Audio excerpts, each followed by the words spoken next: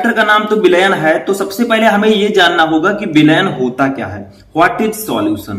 तो देखिए विलयन क्या होता है, दो या दो से अधिक पदार्थों के समांगी मिश्रण को विलयन कहते हैं। यानी कि दो या दो से अधिक पदार्थों के समांगी मिश्रण को ही हम विलयन कहते हैं। ठीक है, जैसे आप लोग अपने डेली लाइफ में देखते होंगे, जब आप क्या करते हैं, देखिए विलयन के पहले जान लीजिए दो घटक होते हैं, पहला विलेय और दूसरा विलायक। यानी कि विलेय और विलायक मिलकर किसका निर्माण करता है, विलयन का निर्माण करता है। तो आप कह सकते हैं कि विलयन के मुख्य रूप से दो घटक होते हैं। ठीक है, एक विलेय यानी कि सॉल्यूट और एक विलायक यानी कि सॉल्वेंट। ठीक है, तो देखिए आप डेली लाइफ में अपने इसको प्रयोग कीजिए, क्योंकि फिजिक्स और केमिस्ट्री को जब आप अपने डेली लाइफ की तरह देखेंगे तब आपको और भी अच्छे से समझ में आएगा इसका कॉन्सेप्ट। ठीक है, जैसे देखिए हमारे घर में चीनी है, हमने चीनी ले लिया और पानी ले लिया। ठीक है, चीनी और पानी को क्या किया, दोनों को एक में करके हिलाया थोड़ा सा, तो क्या बना, शरबत बना। ठीक है, तो यहां पर जो चीनी होगा ये आपका विलेय होगा, पानी विलायक होगा और शरबत आपका विलयन होगा। ठीक है, तो देखिए यहां पर दो पदार्थ हैं, एक चीनी है और एक पानी है। तो दो या दो से अधिक पदार्थों के समांगी मिश्रण को जब हम इन दोनों को मिश्रित करेंगे, पानी में चीनी डालेंगे तो क्या बनेगा, विलयन बनेगा। ठीक है, तो यही आपका एग्जाम्पल होगा। ठीक है, चीनी प्लस पानी इक्वल टू शरबत। अब एक चीज आपको और याद रखनी है कि विलेय क्या होता है और विलायक क्या होता है। तो देखिए मैं बता दूं कि विलयन में जिसकी मात्रा कम होती है उसे हम विलेय कहते हैं। जैसे देखिए आप जब शरबत बनाते हैं तो ज्यादा पानी लेंगे, चीनी कम लेंगे, तभी वो शरबत बनेगा। ठीक है, तो चीनी की मात्रा कम है तो ये विलेय होगा। और विलयन में जिसकी मात्रा ज्यादा होती है, जैसे पानी की मात्रा ज्यादा होती है, तो ये आपका होगा विलायक। ठीक है, अगर आप चीनी ज्यादा ले लें, पानी कम लेंगे तो शरबत नहीं बनेगा। ठीक है, अगर आप पानी ज्यादा लेंगे, उसमें चीनी लेंगे, तब शरबत बनेगा, कम चीनी लेंगे। ठीक है, तो यहां पर जिसकी मात्रा विलयन में कम होगी वो विलेय होगा, जिसकी मात्रा ज्यादा होगी विलायक होगा। एक चित्र की सहायता से मैंने समझाने की कोशिश की है। जैसे देखिए मान लीजिए छोटा सा बर्तन है, इसमें चीनी रखा है। ठीक है, और ये गिलास है, इसमें पानी रखा है। ठीक है, तो ये आपका विलेय है और ये विलायक है, दोनों को हमने मिक्स किया। तो जब हम इस चीनी को इस पानी में डालेंगे तो देखिए क्या बना, इस गिलास में चीनी भी है और पानी भी है। देखिए चीनी के कण आपके बड़े बड़े हैं, पानी ये है। ठीक है, तो ये इसमें मिल गया, तो ये आपका विलयन बन गया। तो दो या दो से अधिक पदार्थों के समांगी मिश्रण को हम विलयन कहते हैं। ठीक है, इसके दो घटक होते हैं, विलेय, इसका भी डेफिनेशन समझ लीजिए। सॉल्यूट वह पदार्थ जो विलयन में कम मात्रा में उपस्थित रहता है, विलेय कहलाता है, जैसे आपका चीनी। ठीक है, विलायक में देखिए सॉल्वेंट इसे इंग्लिश में कहते हैं।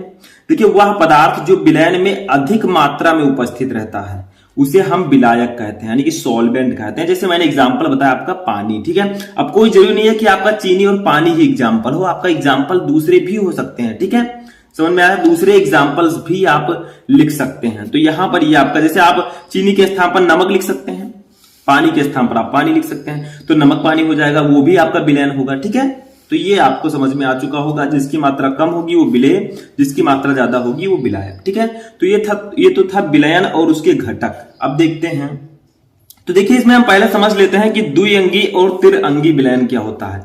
What is binary solution and ternary solution. तो देखिए सबसे पहले देखिए द्विअंगी विलयन, नाम से स्पष्ट है द्विअंगी। ठीक है, इसका मतलब ये दो पदार्थों के समांगी मिश्रण से बनता है। देखिए जब दो पदार्थों के समांगी मिश्रण से विलयन बनाया जाता है तो इसे द्विअंगी विलयन कहते हैं।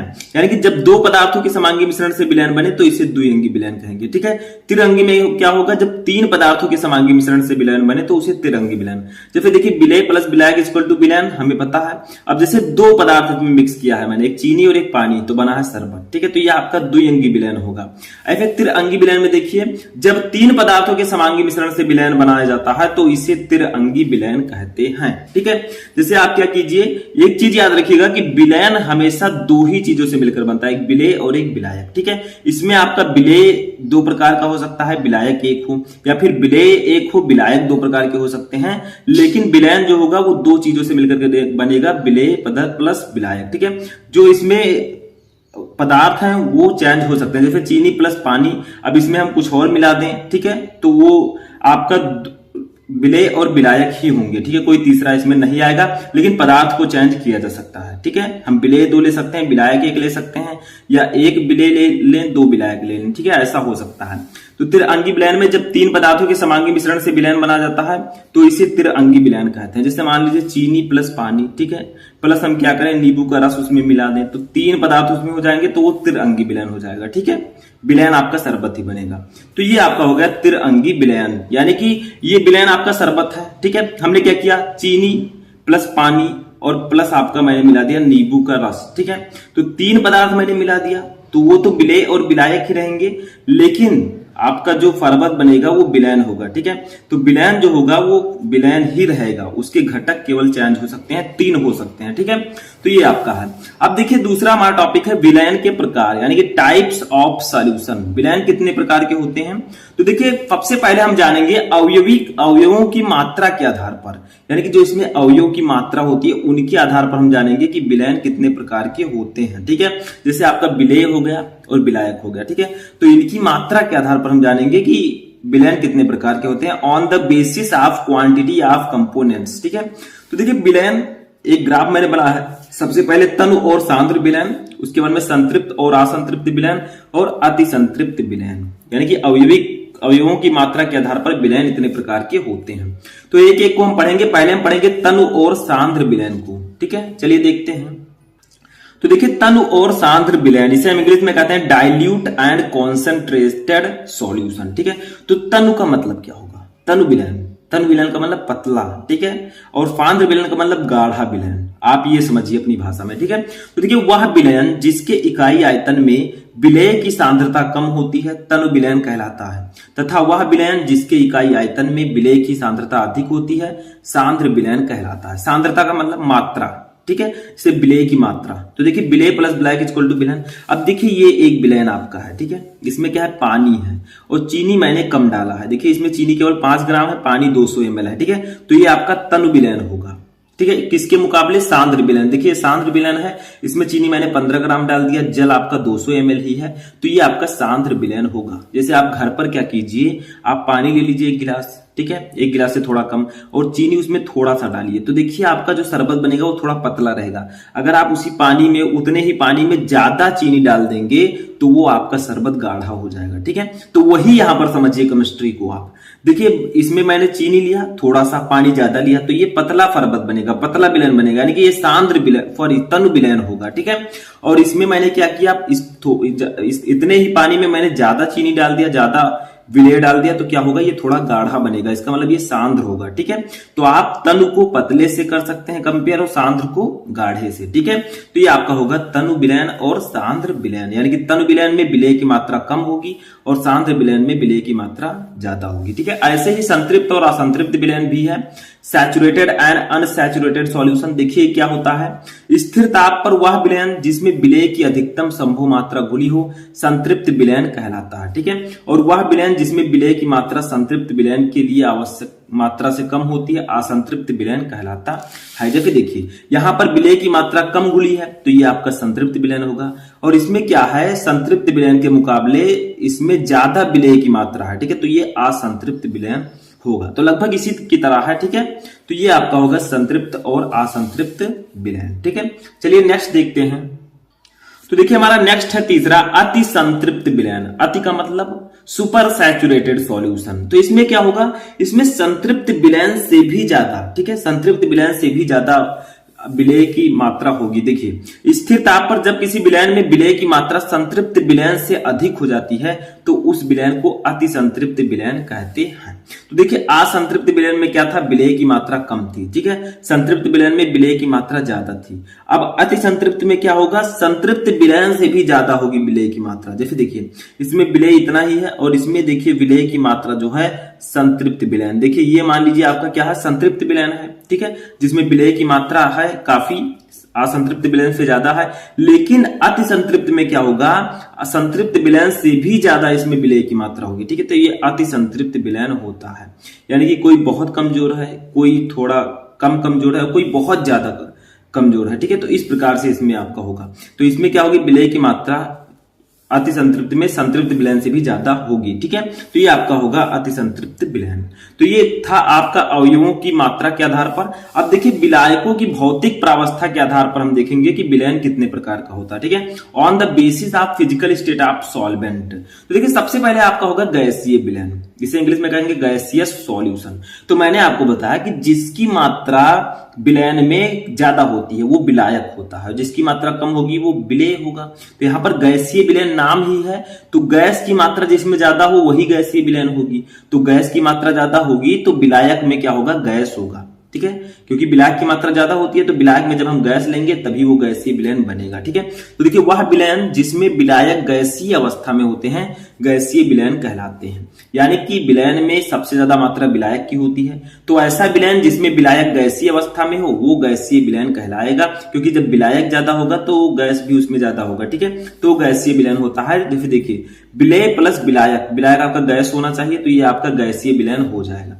यानी कि अगर आपका विलायक गैसीय अवस्था में तो ये गैसीय विलयन कहलाएगा। ठीक है, तो ऐसे दूसरा देखिए, तो देखिए दूसरा हमारा है द्रव विलयन। जैसे गैसीय विलयन, द्रव, ठोस, ठीक है, ये भौतिक अवस्थाएं होती हैं। तो देखिए द्रव विलयन इसे इंग्लिश में कहते हैं लिक्विड सॉल्यूशन। तो इसमें क्या होगा, इस प्रकार के विलयन में विलायक पदार्थ द्रव अवस्था में होता है, जबकि विलेय पदार्थ द्रव, गैस अथवा ठोस अवस्था में हो सकता है। यानी कि इसमें क्या होगा, विलायक जो होगा वो द्रव अवस्था में होगा। ठीक है, तो मैंने आपको बताया जिस प्रकार का विलयन है उसमें विलायक उसी अवस्था में होगा। गैसीय विलयन है तो विलायक गैस अवस्था में होगा, द्रव विलयन है तो विलायक द्रव अवस्था में होगा। ठीक है, तो इस प्रकार के विलयन में विलायक पदार्थ द्रव अवस्था में होता है, जबकि विलेय पदार्थ द्रव, गैस अथवा ठोस अवस्था में भी हो सकता है, किसी भी अवस्था में। ठीक है, तो विलेय प्लस विलायक द्रव इक्वल टू विलयन। ठीक है, तो ये द्रव विलायक होगा तभी ये द्रवीय विलयन होगा। ठीक है, अब देखिए तीसरा हमारा, यहां पर द्रव विलयन लिख दीजिएगा। ठीक है, जैसे मैंने वहां पर गैसीय विलयन लिखा तो यहां पर आपको द्रव विलयन लिख देना है इसके आगे। ठीक है, द्रव विलयन। ऐसे तीसरा देखिए हमारा है ठोस विलयन, सॉलिड सॉल्यूशन। इसमें क्या होगा, यदि किसी ठोस, द्रव एवं गैस के कण आणविक या परमाणविक आकार में किसी दूसरे ठोस पदार्थ के अनियमित रूप से परिक्षिप्त हो जाते हैं तो प्राप्त विलयन ठोस विलयन कहलाता है। ठीक है, जैसे इसमें क्या होगा, आपका विलायक जो होगा वो ठोस अवस्था में होगा, विलेय प्लस विलायक ठोस इक्वल टू ठोस विलयन। ठीक है, तो ये आपका होगा ठोस विलयन। तो ये था आपका किसके, विलायकों की भौतिक प्रावस्था के आधार पर विलयन कितने प्रकार के होते हैं। ठीक है, चलिए नेक्स्ट देखते हैं। तो देखिए नेक्स्ट हमारा है, एक और देख लेते हैं, अवयवों की भौतिक अवस्था के आधार पर, on the basis of physical states of components. ठीक है, तो विलेय तथा विलायक की भौतिक प्रावस्था के आधार पर विलयन कुल 9 प्रकार के होते हैं। देखिए सबसे पहले हम विलेय, विलायक और विलयन, यहाँ पर विलेय है, विलायक है, फिर विलयन है। सबसे पहले हम विलेय में केवल ठोस लेंगे, फिर केवल द्रव, फिर केवल गैस। तो देखिए विलेय में हमने ठोस ठोस लिया सब में, तो देखिए ठोस और विलायक में हम ठोस, द्रव, गैस तीनों लेंगे। तो ठोस और ठोस, अगर किसी विलयन में विलेय भी ठोस हो, विलायक भी ठोस हो तो वो ठोस विलयन होगा। क्लियर है? ठीक है, अगर किसी विलयन में ठोस विलेय हो और विलायक द्रव हो तो इसका एग्जाम्पल क्या होगा, जैसे जल में शर्करा, मैंने एग्जांपल बताया, पानी में चीनी, ठीक है, वही जल में शर्करा, तो ये आपका क्या होगा, द्रव विलायक है, यानी कि द्रवीय विलयन होगा।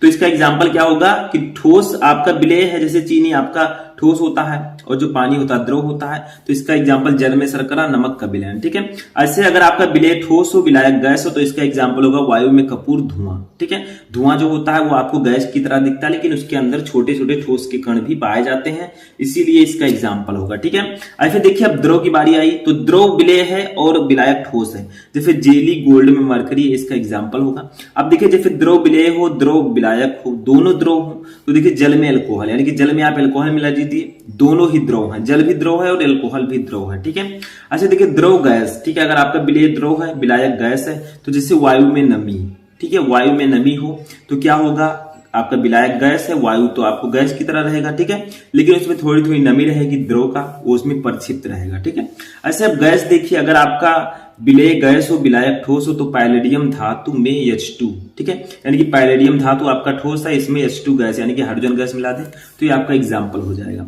गैस द्रव में, जैसे गैस अगर विलेय हो और विलायक द्रव हो तो जल में CO2, सोडा वाटर, यानी कि कार्बन डाइऑक्साइड, ठीक है, जल में। ठीक है, ऐसे अगर गैस हो तो आपका वायु हो गया। ठीक है, वायु में गैस होता है, तो ये आपका हो जाएगा अवयव की भौतिक अवस्था के आधार पर विलयन 9 प्रकार के। ठीक है, समझ में आया? चलिए नेक्स्ट टॉपिक देखते हैं।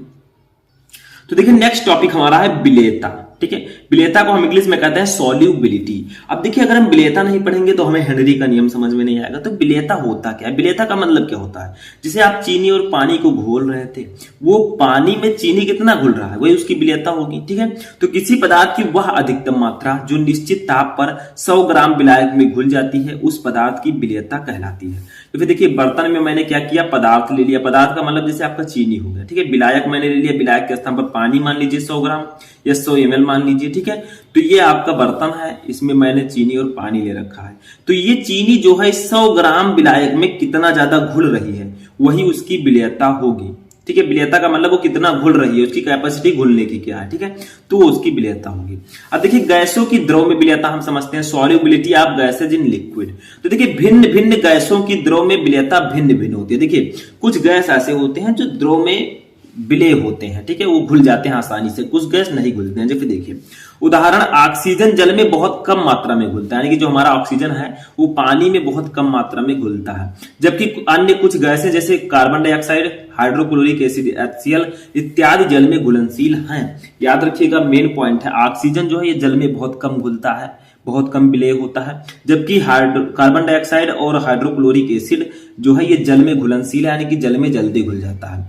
अब देखिए, गैसों की द्रव में विलेयता को अवशोषण गुणांक द्वारा समझा जा सकता है। यानी कि हमें समझना है अगर कि गैसों की द्रव में विलेयता कैसे होती है, तो उसको हम अवशोषण गुणांक से समझ सकते हैं। देखिए, यहां पर याद रखिएगा, O2 जल में कम घुलनशील होता है, कार्बन डाइऑक्साइड और HCl जो है ये जल में अधिक घुलनशील होता है, ठीक है। अब अवशोषण गुणांक समझ लेते हैं। तो देखिए, अवशोषण गुणांक क्या होता है, इसे हम इंग्लिश में कहते हैं एब्जॉर्प्शन कोएफिशिएंट, ठीक है। ये क्या होता है, देखिए, निश्चित ताप पर तथा वायुमंडलीय दाब पर किसी विलायक के निश्चित आयतन में घुली हुई गैस के मानक ताप एवं दाब पर आयतन को उस गैस का अवशोषण गुणांक कहते हैं, ठीक है। यानी कि निश्चित ताप वायुमंडलीय दाब पर किसी विलायक की जगह पर आप कुछ भी ले सकते हैं, पानी, एल्कोहल, ठीक है, के निश्चित आयतन में, उसके निश्चित आयतन में जो घुली हुई गैस होती है, उसके मानक ताप एवं दाब पर आयतन को उस गैस का अवशोषण गुणांक होता है। यानी कि जो उसमें गैस घुली हुई है, उसका जो आयतन है, उस गैस का हम अवशोषण गुणांक उसको कहते हैं STP, ठीक है। देखिए, अवशोषण गुणांक के मान में वृद्धि होने पर गैसों की विलेयता बढ़ती है। यही मेन पॉइंट है, इसको आप नोट कर लीजिए कि अगर अवशोषण गुणांक के मान में वृद्धि होगी तो गैसों की द्रव में विलेयता बढ़ेगी, ठीक है। यानी कि अगर अवशोषण गुणांक बढ़ रहा है तो गैस की द्रव में विलेयता बढ़ेगी, ठीक है। अवशोषण गुणांक का मान जो है विलेयता के अनुक्रमानुपाती होता है, समानुपाती होगा। अगर ये बढ़ेगा तो ये भी बढ़ेगा, ठीक है। जैसे कुछ सामान्य गैसों के अवशोषण गुणांक हम नीचे देख रहे हैं अभी। अवशोषण गुणांक 20 डिग्री सेल्सियस ताप पर जलीय विलयन में निम्न है। जैसे देखिए, आपका गैस है, गैसों में यहाँ गैस है, यहाँ अवशोषण गुणांक है, ठीक है। तो गैस में हीलियम, इसका अवशोषण गुणांक होता है 0.009, N2 nitrogen 0.015, S2 hydrogen 0.017, O2 oxygen 0.028, CO2 carbon dioxide 0.88, H2S 2.60 इसका अवशोषण गुणांक होगा। हाइड्रोजन सल्फाइड का, हाइड्रोक्लोरिक एसिड का 4.42, NH3 का 7.10। तो देखिए, अब देखिए, हीलियम का अवशोषण गुणांक सबसे कम है, तो ये पानी में घुलनशील नहीं है, कम घुलनशील है, ठीक है। क्योंकि बताया गया अवशोषण गुणांक का मान जितना ज्यादा होगा उसकी विलेयता भी उतनी ज्यादा होगी। तो ये जो है द्रव में कम विलेय है, ये भी कम है, ठीक है, ये भी कम है, ऑक्सीजन भी कम है। देखिए, कार्बन डाइऑक्साइड के मुकाबले ऑक्सीजन बहुत कम है, ठीक है। तो ये कम घुलता है ऑक्सीजन, और कार्बन डाइऑक्साइड ज्यादा घुलता है। देखिए, NH3 का अवशोषण गुणांक सबसे ज्यादा है 7.10, तो ये जल में जल्दी घुल जाएगा। देखिए, NH3 अमोनिया का अवशोषण गुणांक 7.10 होता है, ठीक है। तो अवशोषण गुणांक के मान में वृद्धि होने पर गैसों की द्रव में विलेयता बढ़ती है। तो NH3 का अवशोषण गुणांक सबसे ज्यादा है, तो ये द्रव में ज्यादा घुलेगी, ठीक है। तो ये आपका हो जाएगा अवशोषण गुणांक। समझ में आ गया? ये याद रखिएगा मेन पॉइंट कि अवशोषण गुणांक के मान में अगर वृद्धि होगी तो गैसों की द्रव में विलेयता बढ़ेगी, ठीक है। चलिए नेक्स्ट टॉपिक देखते हैं। तो देखिए, नेक्स्ट टॉपिक जो है हमारा, ये इस चैप्टर का सबसे महत्वपूर्ण नियम है, जो कि ये हेनरी का नियम, इसे इंग्लिश में कहते हैं हेनरीज लॉ, ठीक है। ये गैसों की द्रव में विलेयता पर आधारित है कि गैस द्रव में किस प्रकार से घुलता है, ठीक है। तो हेनरी के नियमानुसार स्थिर ताप पर किसी गैस की द्रव में विलेयता गैस के दाब के समानुपाती होती है। यानी कि स्थिर ताप पर किसी गैस की द्रव में विलेयता, जैसे यहाँ पर आपका द्रव है, ये ऑक्सीजन गैस है, ठीक है।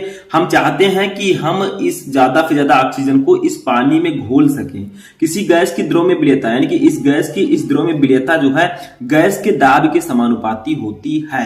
यानी कि अगर ये जल है, इसमें हम ऑक्सीजन को ज्यादा से ज्यादा मात्रा में घोलना चाहते हैं तो हमें O2 पर प्रेशर लगाना होगा गैस पर, ठीक है। जितना ज्यादा हम प्रेशर लगाएंगे उतना ज्यादा वो घुलेगा। यानी कि इनका कहना है कि हम जितना ज्यादा गैस पर दाब देंगे उतना ज्यादा वो गैस द्रव में घुलेगी, ठीक है। तो स्थिर ताप पर किसी गैस की द्रव में विलेयता गैस के दाब के समानुपाती होती है। तो यहां पर मैंने जल ले लिया, ये ऑक्सीजन है, ठीक है। अब इसमें कुछ ऑक्सीजन घुले हैं, मैं चाहता हूं कि ज्यादा से ज्यादा ऑक्सीजन इसमें आ सके, तो क्या करना पड़ेगा, हमें ऊपर से इस गैस पर दाब लगाना होगा। जितना ज्यादा हम दाब लगाएंगे उतना ज्यादा ऑक्सीजन इसमें घुलेगा, ठीक है। उतना ज्यादा ऑक्सीजन इस बर्तन में, इस पानी में घुल जाएगा, ठीक है। तो यही आपको याद रखना है कि अगर आपको किसी गैस को ज्यादा से ज्यादा घोलना है किसी द्रव में, तो आपको क्या करना होगा, प्रेशर लगाना होगा, और वही प्रेशर जो है विलेयता के समानुपाती होगी, ठीक है। तो स्थिर ताप पर किसी गैस की द्रव में विलेयता गैस के दाब के समानुपाती होती है। अब मान लीजिए जो इसमें घुली हुई गैस की मात्रा है, जो O2 इसमें घुला है उसकी मात्रा मान लीजिए m है तथा गैस का दाब P है। तो देखिए हेनरी के नियमानुसार क्या होगा, जो गैस की घुली हुई गैस की मात्रा m है वो गैस के दाब के समानुपाती होगा। तो m अनुक्रमानुपाती P, तो हम इस जब अनुक्रमानुपाती के चिन्ह को हटाएंगे तो m इक्वल टू Kp हो जाएगा, ठीक है। Kp हो गया। यहां पर K जो आपका है ये समानुपाती स्थिरांक है, ठीक है। तो ये आपका यही होगा हेनरी का नियम, बहुत ही सिंपल है, ठीक है। तो आई होप कि आपको समझ में आ चुका होगा। चलिए देखते हैं हेनरी के नियम के अनुप्रयोग, यानी कि हेनरी का नियम कहां कहां प्रयोग होता है, कहां कहां लागू होता है। तो देखिए हेनरी के नियम के अनुप्रयोग यानी कि एप्लीकेशंस ऑफ हेनरीज लॉ। तो देखिए सबसे पहला देखिए, अधिक ऊंचाई वाले स्थानों पर ऑक्सीजन का आंशिक दाब कम होता है, फलस्वरूप यहाँ के लोगों या आरोहकों के रुधिर में ऑक्सीजन की मात्रा कम हो जाती है। रुधिर का मतलब खून, जो हमारा ब्लड है, ठीक है, जिससे वे कमजोरी महसूस करते हैं एवं उनमें एनॉक्सिया नामक रोग हो जाता है। तो देखिए यहां पर कहा जा रहा है कि जब आप अधिक ऊंचाई पर चले जाते हैं तो ऑक्सीजन का आंशिक दाब कम हो जाएगा। तो जब ऑक्सीजन का आंशिक दाब कम होगा, तो जब दाब कम होगा तो जो हमारे खून में जो ऑक्सीजन घुला रहता है उनके विलय होने की, यानी कि घुलने की मात्रा भी कम हो जाएगी। क्योंकि मैंने आपको बताया घुली हुई गैस की मात्रा दाब के समानुपाती होती है, गैस के दाब के समानुपाती। तो ऑक्सीजन गैस का जब दाब भी कम हो जाएगा तो हमारे खून में जो ऑक्सीजन घुलने की क्षमता है वो भी कम हो जाएगी। तो हमारे खून में जब ऑक्सीजन की कमी हो जाएगी तो क्या होगा, सांस फूलेगा और एक कमजोरी सा आप महसूस करेंगे, जिसे हम एनॉक्सिया कहते हैं, एनॉक्सिया रोग कहते हैं, ठीक है। तो अधिक ऊंचाई पर जब आप जाएंगे तो ऑक्सीजन का आंशिक दाब कम हो जाता है, ठीक है। तो जब उसका दाब कम होगा तो हमारे रुधिर में, हमारे खून में ऑक्सीजन कम घुलेगा, ऑक्सीजन के घुलने की मात्रा कम हो जाएगी, जिससे हमें कमजोरी महसूस होगी, ठीक है। तो यहां पर हेनरी का नियम लागू होता है। दूसरा देखिए, शीतल पेय पदार्थों एवं सोडा वाटर में कार्बन डाइऑक्साइड की विलेयता बढ़ाने के लिए बोतलों को उच्च दाब पर बंद किया जाता है। जैसे आप कोल्ड ड्रिंक पीते हैं तो कोल्ड ड्रिंक को अगर आप क्या कीजिए, उसमें क्या होता है, कार्बन डाइऑक्साइड गैस को उच्च दाब पर बंद किया जाता है ताकि ज्यादा से ज्यादा कार्बन डाइऑक्साइड उसमें घुला रहे। क्यों, देखिए जैसे देखिए जब आप बोतल को थोड़ा सा कोल्ड ड्रिंक लीजिए, उसको थोड़ा सा हिलाइए, ठीक है, तब क्या कीजिए, उसको खोलिए तुरंत, तो देखिए आप देखेंगे कि जो कोल्ड ड्रिंक है वो बाहर निकलने लगेगा, ठीक है, वो गैस की तरह। तो वही CO2 गैस है, उसको उच्च दाब पर बंद किया जाता है, ठीक है, ताकि वो CO2 उस कोल्ड ड्रिंक में ज्यादा से ज्यादा घुल सके, ठीक है। तो ये आपका होगा, यहां पर भी हेनरी का नियम लागू होता है। अब हेनरी के नियम की सीमाएं कुछ हैं कि कहां कहां हेनरी का नियम लागू होगा, कब लागू होगा। Limitations of Henry's law. तो देखिए यद्यपि यह एक महत्वपूर्ण नियम है, परंतु यह केवल तभी लागू होता है जब, कब लागू होगा, जब प्रेशर अधिक ना हो, यानी कि ज्यादा दाब नहीं होना चाहिए, ठीक है। दूसरा, ताप बहुत कम होना चाहिए। तीसरा, गैस विलायक में बहुत कम विलय हो, यानी कि जो गैस हम ले रहे हैं वो विलायक में कम विलय होना चाहिए। ऐसा नहीं कि ऐसा गैस हम ले लें कि तुरंत विलायक में घुल जाए, तब तो हेनरी का नियम का कोई महत्व ही नहीं रहेगा वहां पर, ठीक है। चौथा देखिए, गैस की आणविक अवस्था द्रव व गैस दोनों अवस्थाओं में समान हो, तब ये सब अगर कंडीशंस हैं तभी हेनरी का नियम लागू होगा, ठीक है। समझ में आ गया। चलिए नेक्स्ट टॉपिक देखते हैं। तो देखिए नेक्स्ट टॉपिक हमारा है विलयन की सांद्रता, इसे हम इंग्लिश में कहते हैं कॉन्सेंट्रेशन ऑफ सॉल्यूशन। ये क्या होती है, तो देखिए विलयन के प्रति इकाई आयतन या इकाई मात्रा में उपस्थित विलेय की मात्रा विलयन की सांद्रता कहलाती है। विलयन की सांद्रता का मतलब क्या होता है, विलयन की सांद्रता का मतलब वो कितना ज्यादा सांद्र है, कितना ज्यादा गाढ़ा है, ठीक है। तो जितना ज्यादा विलेय होगा उसमें उतना ही ज्यादा गाढ़ा होगा। जैसे अगर हमने चीनी और पानी लिया था, अब अगर चीनी हम कम डालेंगे तो वो हमारा विलयन सांद्र विलयन होगा, अगर उसको ज्यादा डालेंगे वो विलेय की मात्रा पर डिपेंड करेगी। जितना हम चीनी डालते जाएंगे उसकी सांद्रता उतनी बढ़ती जाएगी, ठीक है। अगर कम चीनी हमने डाला तो उसकी सांद्रता कम होगी, अगर हमने ज्यादा चीनी उसी में डाल दे तो वो उसकी सांद्रता ज्यादा हो जाएगी। तो विलयन के प्रति इकाई आयतन या इकाई मात्रा में उपस्थित विलेय की मात्रा जो होती है उसी को हम विलयन की सांद्रता कहते हैं। विलयन इक्वल टू विलेय प्लस विलायक, सभी को पता है, ठीक है। विलेय और विलायक मिलकर विलयन बनाते हैं। तो देखिए ये आपका जल है, इसमें चीनी मैंने विलेय ले लिया है, ये आपका जल विलायक है, ठीक है। अब चीनी कितना ज्यादा इसमें घोला गया है उसकी मात्रा ही विलयन की सांद्रता कहलाती है, ठीक है। अगर चीनी कम घोलेंगे तो उसकी सांद्रता कम होगी, चीनी ज्यादा घोलेंगे तो चीनी के मोलों की संख्या ज्यादा होगी तो उसकी सांद्रता भी ज्यादा होगी, ठीक है। अब इसकी सांद्रता को ज्ञात करने की कुछ विधियां भी हैं। अब हमने तो अपनी भाषा में बता दिया कि आप लोग चीनी पानी ज्यादा कर दीजिए तो ऐसा हो जाएगा, लेकिन केमिस्ट्री के हिसाब से विलयन की सांद्रता व्यक्त करने की कुछ विधियां निम्न है।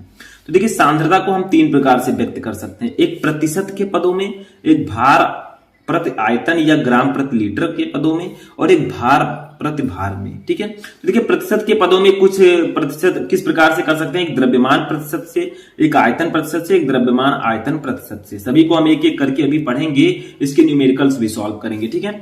भार अपान आयतन या ग्राम प्रति लीटर में कैसे करेंगे, देखिए इसमें मोलरता, नार्मलता, फॉर्मलता, ठीक है। भार अपान भार में कैसे करेंगे, मोललता, मोल प्रभाज, मोल अंश। तो इन सभी को हम पढ़ेंगे। इसमें सबसे ज्यादा जो इंपॉर्टेंट है वो मोलरता, फॉर्मलता, नार्मलता, मोलरता, मोल प्रभाज है, ठीक है। तो ये सभी आपको पढ़ाऊंगा मैं। तो चलिए एक एक को देखते हैं। सबसे पहले हम देखेंगे प्रतिशत के पदों में, ठीक है, द्रव्यमान प्रतिशत को। तो देखिए प्रतिशत के पदों में सबसे पहले हम निकालते हैं। तो प्रतिशत के पदों में सबसे पहला आपका है द्रव्यमान प्रतिशत, या इसी को हम कहते हैं W/W% या भार अपान भार परसेंट, ठीक है। कई नाम है इसके। तो वेट परसेंटेज और मास परसेंटेज, ये क्या होता है देखिए। तो देखिए विलेय पदार्थ की ग्राम में वह मात्रा, जो आपका विलेय है उसकी ग्राम में वह मात्रा जो 100 ग्राम विलयन में घुली हो उसे द्रव्यमान प्रतिशतता कहते हैं, ठीक है। यानी कि विलेय पदार्थ की ग्राम में वह मात्रा, कोई विलयन है, ठीक है, वो 100 ग्राम विलयन है तो उसमें विलेय की ग्राम में वह मात्रा, विलेय कितना घुला है, ठीक है, तो उसकी वह ग्राम में वह मात्रा जो 100 ग्राम विलयन में घुली हो उसे द्रव्यमान प्रतिशतता कहते हैं। देखिए द्रव्यमान प्रतिशत इक्वल टू विलेय का द्रव्यमान ग्राम में अपान विलयन का द्रव्यमान ग्राम में इंटू 100। ये फॉर्मूला अगर आप लगाएंगे आपका द्रव्यमान प्रतिशत निकल आएगा। यानी कि विलेय का द्रव्यमान कितना है उसको ग्राम में लिखना है, अपान विलयन का कुल द्रव्यमान कितना है उसको ग्राम में लिखना है, इंटू 100 लिख देना है, ठीक है। तो इसका चलिए एक न्यूमेरिकल हम सॉल्व कर दें इस फॉर्मूले पर। तो चलिए देखते हैं। तो देखिए फर्स्ट आपका है, आपको हेडिंग डालना है प्रतिशत के पदों में, ठीक है। तो फर्स्ट आपका है द्रव्यमान प्रतिशत, या इसी को हम कहते हैं परसेंट W/W या भार प्रति भार प्रतिशत, ठीक है। इसे इंग्लिश में हम कहते हैं वेट परसेंटेज और मास परसेंटेज, ठीक है। तो सबसे पहले इसका डेफिनेशन समझते हैं। देखिए विलेय पदार्थ की ग्राम में वह मात्रा जो 100 ग्राम विलयन में घुली हुई हो उसे द्रव्यमान प्रतिशतता कहते हैं। यानी कि 100 ग्राम विलयन में कितना विलेय घुला है, ठीक है, उसी की ग्राम में वह मात्रा जो 100 ग्राम विलयन में घुली हो उसे द्रव्यमान प्रतिशत कहते हैं, ठीक है। इसको निकालेंगे कैसे, इसका फॉर्मूला होता है W/W प्रतिशत या द्रव्यमान प्रतिशत इक्वल टू विलेय का द्रव्यमान ग्राम में अपान विलयन का द्रव्यमान ग्राम में इंटू 100। यानी कि पहले आपको विलेय का द्रव्यमान ग्राम में लेना है, फिर अपान पूरे विलयन का द्रव्यमान ग्राम में लेना है, ठीक है, और इंटू 100 आपको कर देना है, ठीक है। अब इसी फॉर्मूले से रिलेटेड चलिए एक न्यूमेरिकल सॉल्व करते हैं। तो देखिए द्रव्यमान प्रतिशत का एक न्यूमेरिकल है जिसको हम सॉल्व करेंगे। देखिए एग्जांपल 20 ग्राम NaCl यानी कि 20 ग्राम सोडियम क्लोराइड को 200 ग्राम जल में घोला गया है। NaCl की द्रव्यमान प्रतिशत ज्ञात कीजिए। यानी कि आपको NaCl की द्रव्यमान प्रतिशतता ज्ञात करनी है। तो देखिए इसमें बताइए विलेय क्या है और विलायक क्या है। देखिए 20 ग्राम NaCl है और 200 ग्राम जल है, तो मैंने बताया था जिसकी मात्रा विलयन में कम हो वो विलेय होगा। तो ये NaCl जो है ये विलेय है क्योंकि ये 20 ग्राम ही है, ठीक है, और जल जो है ये 200 ग्राम है यानी कि ये विलायक है। तो आप लिखेंगे यहां पर विलेय का द्रव्यमान, ठीक है, विलेय का द्रव्यमान। तो ये आपको ऑलरेडी ग्राम में दिया गया है तो आप लिख देंगे 20 ग्राम, ठीक है। उसके बाद में देखिए जल यानी कि विलायक का द्रव्यमान, जल को हमने विलायक माना है, ठीक है, तो विलायक का द्रव्यमान, ठीक है, ये आपका कितना हो जाएगा, ये हो जाएगा 200 ग्राम, 200 ग्राम, ठीक है। अब एक चीज आप ध्यान दीजिए, देखिए विलेय का द्रव्यमान हमने जाना, विलायक का द्रव्यमान हमने जाना। अब देखिए यहां से हम विलयन का द्रव्यमान निकाल सकते हैं। कैसे? क्योंकि मैंने आपको बताया विलेय प्लस विलायक इक्वल टू विलयन, तो आपको विलयन का द्रव्यमान निकालना है तो विलेय और विलायक को जोड़ देना है, ठीक है। विलयन का द्रव्यमान, विलयन का द्रव्यमान, ठीक है, कितना हो जाएगा, तो देखिए 200 और 20 जुड़ जाएंगे तो ये हो जाएगा 200 प्लस 20 ग्राम, तो ये आपका टोटल आ जाएगा 200 ग्राम, ठीक है। अब 220 ग्राम आपका आ जाएगा, तो यहां पे 220 लिख दीजिए, 220 ग्राम, ठीक है। ये आपका हो गया विलयन का द्रव्यमान, 200 में 20 ऐड हो गया, क्योंकि मैंने आपको बताया विलयन इक्वल टू विलेय प्लस विलायक, तो विलेय का द्रव्यमान और विलायक का द्रव्यमान दोनों जोड़ देंगे तो विलयन का द्रव्यमान आ जाएगा, ठीक है। अब हम फॉर्मूला लगाएंगे द्रव्यमान प्रतिशत का, द्रव्यमान प्रतिशत, ठीक है। इसी को हम लिखते हैं percent W upon W, W upon W। इसका फॉर्मूला होता है विलेय का द्रव्यमान, विलेय का द्रव्यमान, ठीक है, किसमें, ग्राम में, तो ग्राम में लिख देंगे, अपान विलयन का द्रव्यमान, जो आपका विलयन है, मैंने आपको बताया था फॉर्मूले में, ठीक है, तो अपान विलयन का द्रव्यमान, विलयन का द्रव्यमान, ठीक है, ये भी रहेगा आपका ग्राम में, इनटू आपको कर देना है 100, ठीक है, इनटू आपको 100 कर देना है। अब इसी पर हम रख देंगे, तो यहां पर लिखेंगे percent W upon W equal to क्या हो जाएगा, देखिए विलेय का द्रव्यमान कितना है, 20 ग्राम, ठीक है, तो यहां पर लिख देंगे 20 ग्राम अपान विलयन का द्रव्यमान, इसीलिए मैंने विलयन का द्रव्यमान निकाला था। देखिए यहां पर विलयन का द्रव्यमान पूछ रहा है तो ये 220 ग्राम है, ठीक है, तो 220 लिख देंगे। अब देखिए यहां से आपका 0 से 0 कट हो जाएगा, यहां पर आप 2 से इसको कट कर सकते हैं 11, ठीक है, तो ये आपका आ जाएगा कितना, इंटू 100 आपका ऐसे ही रहेगा, ठीक है, 100 आपका हो गया। अब चलिए इसको लिखते हैं, कैसे लिखेंगे, तो percent W upon W equal to, देखिए ये हो जाएगा 1/11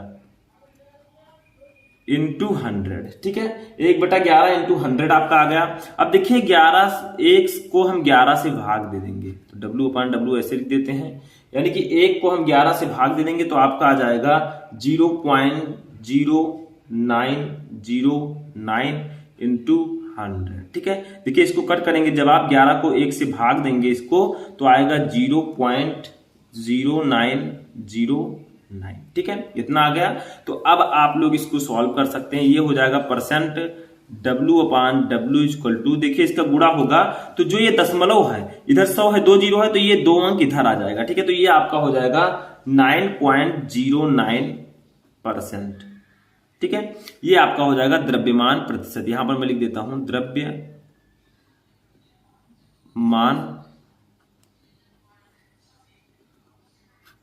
प्रतिशत, ठीक है, तो ये आपका निकल गया है, द्रव्यमान प्रतिशत जो आपका है वो 9.09% हो जाएगा, ठीक है। तो आप कह सकते हैं कि 20 ग्राम NaCl को 200 ग्राम जल में घोला गया है तो NaCl की द्रव्यमान प्रतिशतता जो होगी वो 9.09% होगी, ठीक है, तो ये हो गया आपका द्रव्यमान प्रतिशत। चलिए दूसरा देखते हैं, तो देखिए हमारा नेक्स्ट वाला है आयतन प्रतिशत, या इसी को हम कहते हैं V अपान V%, ठीक है, V अपान V% अथवा आयतन प्रति आयतन प्रतिशत, ठीक है, तो ये क्या होगा, वॉल्यूम परसेंटेज और वॉल्यूम परसेंटेज, ठीक है, वॉल्यूम परसेंटेज। तो ये क्या होता है, ये भी उसी तरह है, लेकिन क्या आपको करना है, विलेय आयतन दिया गया है तो आयतन को हम ml में लिखेंगे, ठीक है, तो विलेय पदार्थ की मिलीग्राम में वह मात्रा जो 100 मिली विलयन में घुली हो आयतन प्रतिशत कहलाती है। देखिए वहां पर ग्राम में था तो वो क्या था, द्रव्यमान प्रतिशत था, यहां पर आयतन प्रतिशत है तो हम मिली में घोलेंगे, तो विलेय पदार्थ की मिली में वह मात्रा जो 100 मिली विलयन में घुली हो आयतन प्रतिशत कहलाती है।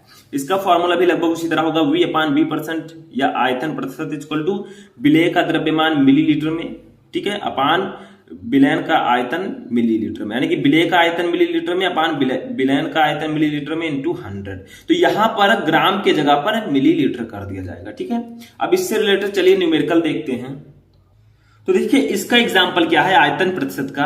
15 ml एथेनॉल को 300 ml जल में घोला गया है, एथेनॉल की आयतन प्रतिशतता ज्ञात कीजिए। तो जो एथेनॉल आपका है एथिल अल्कोहल, इसकी मात्रा 15 ml है और जल की मात्रा 300 ml है। तो सिंपल है, विलेय आपका होगा एथेनॉल और विलायक होगा जल। तो हम लिखेंगे यहां पर विलेय का आयतन। उसी तरह ये भी सॉल्व होगा, सिंपल है, विलेय का आयतन। ठीक है, ये हमें कितना दिया गया है 15 ml, तो यहां पर लिख देंगे 15 ml। ठीक है, या 15 मिली भी आप लिख सकते हैं। उसके बाद में देखिए आपका दिया गया है विलायक का आयतन, विलायक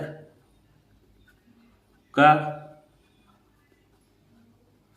आयतन। ठीक है, ये हमें दिया गया है 300 ml, 300 ml। ठीक है, अब इसी से हम विलयन का आयतन निकाल लेंगे, दोनों को जोड़ देंगे क्योंकि विलेय प्लस विलायक इक्वल टू विलयन। ठीक है, तो विलयन का आयतन, तो ये आपका हो जाएगा 300 प्लस 15, 300 प्लस 15, तो ये आपका टोटल हो जाएगा 315 ml। ठीक है, ये आपका आ गया विलयन का आयतन। अब हम क्या करेंगे, आयतन प्रतिशत निकाल लेंगे। यहां पर आयतन प्रतिशत, या इसी को लिख सकते हैं V/V%। ठीक है, इसका फॉर्मूला भी उसी तरह होगा। देखिए विलेय का आयतन, विलेय का आयतन, ठीक है, किसमें, मिली में, मिलीलीटर में, यानी कि ml में। ठीक है, उसके बाद में विलयन का आयतन, पूरे विलयन का। ठीक है, तो अपान विलयन का आयतन, ठीक है, ml में, यानी कि मिली में, इंटू 100। ठीक है, ये आपका हो गया। अब इसी फॉर्मूले पर हम अप्लाई कर देंगे तो आपका हो जाएगा V/V% इक्वल टू, विलेय का आयतन है हमारा 15 ml, तो 15 लिख देंगे। विलयन का आयतन है 315 यानी कि 315। ठीक है, ये आप लिख देंगे इंटू 100 लिख देंगे। इसको जब आप कट करेंगे 15 को 315 से, तो आपका आ जाएगा 0.0476। ठीक है, ये आपका आ जाएगा। आप कैलकुलेट कर सकते हैं, ज्यादा कैलकुलेट करेंगे तो आपका टाइम वेस्ट होगा नहीं। ठीक है, तो V/V% इक्वल टू आपका हो जाएगा 0.0476 इंटू 100। ठीक है, अब इसकी प्रतिशतता निकाल लेते हैं, कितने परसेंट होगी आयतन प्रतिशत। तो V/V% इक्वल टू हो जाएगा आपका 4 देखिए 2 अंक इधर आ जाएगा ये, तो 4.76% ये आपका हो जाएगा। और यही हो जाएगा आपका आयतन प्रतिशत। ठीक है, ये हो जाएगा आपका आयतन प्रतिशत, जो कि आ गया है 4.76%। तो आप कह सकते हैं कि 15 ml एथेनॉल को 300 ml जल में घोला गया है, तो एथेनॉल की आयतन प्रतिशतता 4.76% होगी। ठीक है, चलिए नेक्स्ट देखते हैं। अब देखिए नेक्स्ट हमारा है द्रव्यमान आयतन प्रतिशत, या W/V% या भार अपान आयतन प्रतिशत। ये है आपका द्रव्यमान आयतन प्रतिशत। अभी तक आपका था द्रव्यमान प्रतिशत अलग था, आयतन प्रतिशत अलग था, दोनों एक में आ गया। तो वेट अपान वॉल्यूम परसेंटेज। तो देखिए ये क्या है, विलेय पदार्थ की ग्राम में वह मात्रा जो 100 मिली विलयन में घुली हुई हो द्रव्यमान प्रतिशत कहलाती है। यानी कि इसमें जो विलेय पदार्थ होगा वो ग्राम में होगा और जो आपका विलयन होगा वो मिलीलीटर में होगा। ठीक है, यानी विलेय आपका ग्राम में होगा तो ये द्रव्यमान हो जाएगा, और ये आपका विलयन मिलीलीटर में होगा तो ये आयतन हो जाएगा, तो द्रव्यमान आयतन प्रतिशत। ठीक है, तो विलेय पदार्थ की ग्राम में वह मात्रा जो 100 मिली विलयन में घुली हुई हो द्रव्यमान आयतन प्रतिशत कहलाती है। इसका फॉर्मूला होगा द्रव्यमान आयतन प्रतिशत या W/V% का विलेय का भार ग्राम में अपान विलयन का आयतन मिली में इंटू 100। ठीक है, इसमें ऊपर आपका विलेय का भार ग्राम में रहेगा और नीचे विलयन का आयतन मिली में रहेगा। ठीक है, इंटू 100 आपका हो जाएगा। चलिए इससे रिलेटेड न्यूमेरिकल लगा लेते हैं। तो देखिए ये आपका न्यूमेरिकल है द्रव्यमान आयतन प्रतिशत का। 20 ग्राम चीनी को जल में घोलकर 250 ml विलयन बनाया गया है, तो भार अपान आयतन प्रतिशतता ज्ञात कीजिए। तो 20 ग्राम चीनी को जल में घोलकर, देखिए 250 ग्राम विलयन बनाया गया है। यहां पर विलयन का आयतन सीधा सीधा दे दिया गया है, हमें विलेय और विलायक जोड़ने की जरूरत नहीं है। ठीक है, जब 20 ग्राम चीनी में हमने जल मिलाया तो 250 ml विलयन बन गया डायरेक्टली, तो विलयन का आयतन हमें सीधा सीधा दे दिया गया है। ठीक है, तो 20 ग्राम जल है 20 ग्राम चीनी है तो ये आपका होगा विलेय। जल है, इसकी मात्रा नहीं दी गई है, विलायक होगा। अब पूरे विलयन का आयतन हमें दे ही दिया गया है तो हम न्यूमेरिकल आसानी से लगा सकते हैं। तो भार अपान आयतन प्रतिशतता ज्ञात कीजिए। तो हम लिखेंगे विलेय का द्रव्यमान या विलेय का भार, ठीक है, विलेय का भार, ये हमें दिया गया है 20 ग्राम, 20 ग्राम अपान, अब हम लिखेंगे विलयन का आयतन, ये हमें सीधा सीधा दे दिया गया है, विलयन का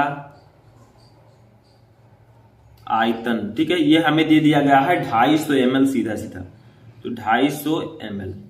अब हम लगाएंगे यहां पर आयतन प्रतिशत का फॉर्मूला, ठीक है, द्रव्यमान आयतन प्रतिशत का। तो यहां पर हम लिखेंगे द्रव्यमान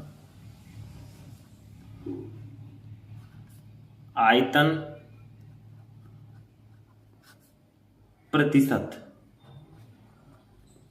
ठीक है, या इसी को हम क्या लिख सकते हैं, W/V%, W/V% इक्वल टू आपका फॉर्मूला हो जाएगा विलेय का भार, विलेय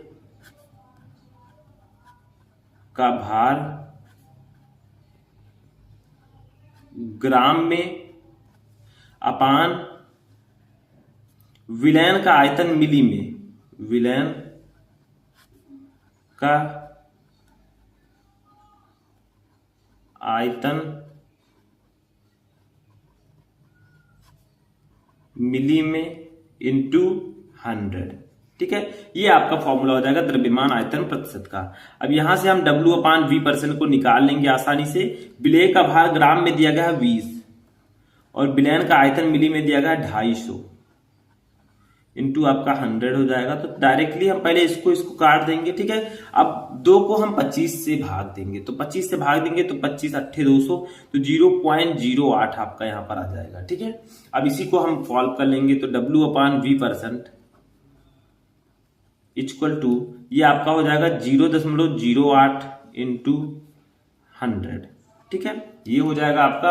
अब यहां पर हम द्रव्यमान आयतन प्रतिशत निकाल सकते हैं, W/V% इक्वल टू ये हो जाएगा आपका 8%। देखिए ये दशमलव इधर चला जाएगा 2 अंक, तो 8% आपका आ जाएगा, ठीक है। तो ये हो जाएगा आपका द्रव्यमान आयतन प्रतिशत, जो कि आ गया आपका 8%, ठीक है। तो इस प्रकार से आप इस न्यूमेरिकल को आसानी से लगा सकते हैं। तो प्रतिशत वाला हमारा फिनिश हो चुका है। अब चलिए नेक्स्ट देखते हैं।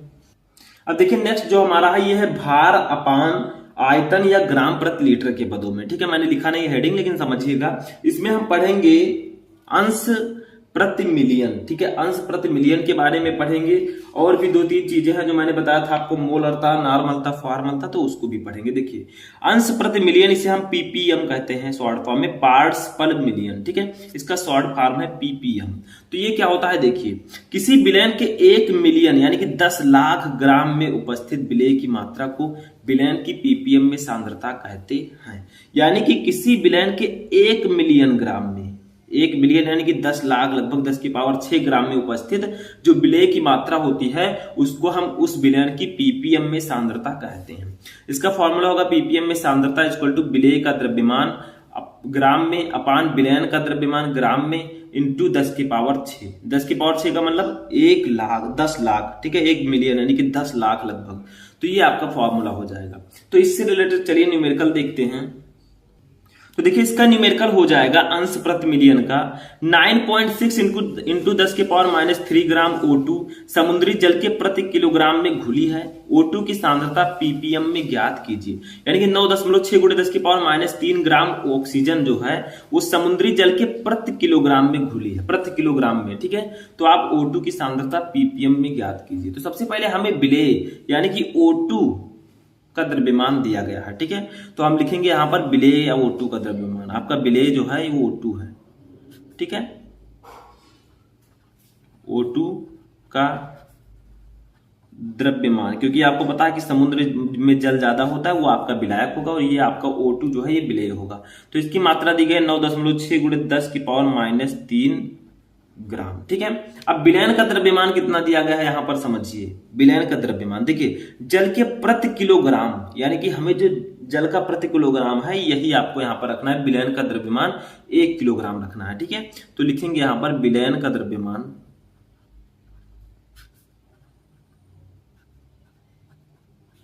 विलयन का द्रव्यमान, ये हमें दिया गया है, समझ लीजिए 1 किलोग्राम। 1 किलोग्राम, इसी को हम लिख सकते हैं 1000 ग्राम, ठीक है।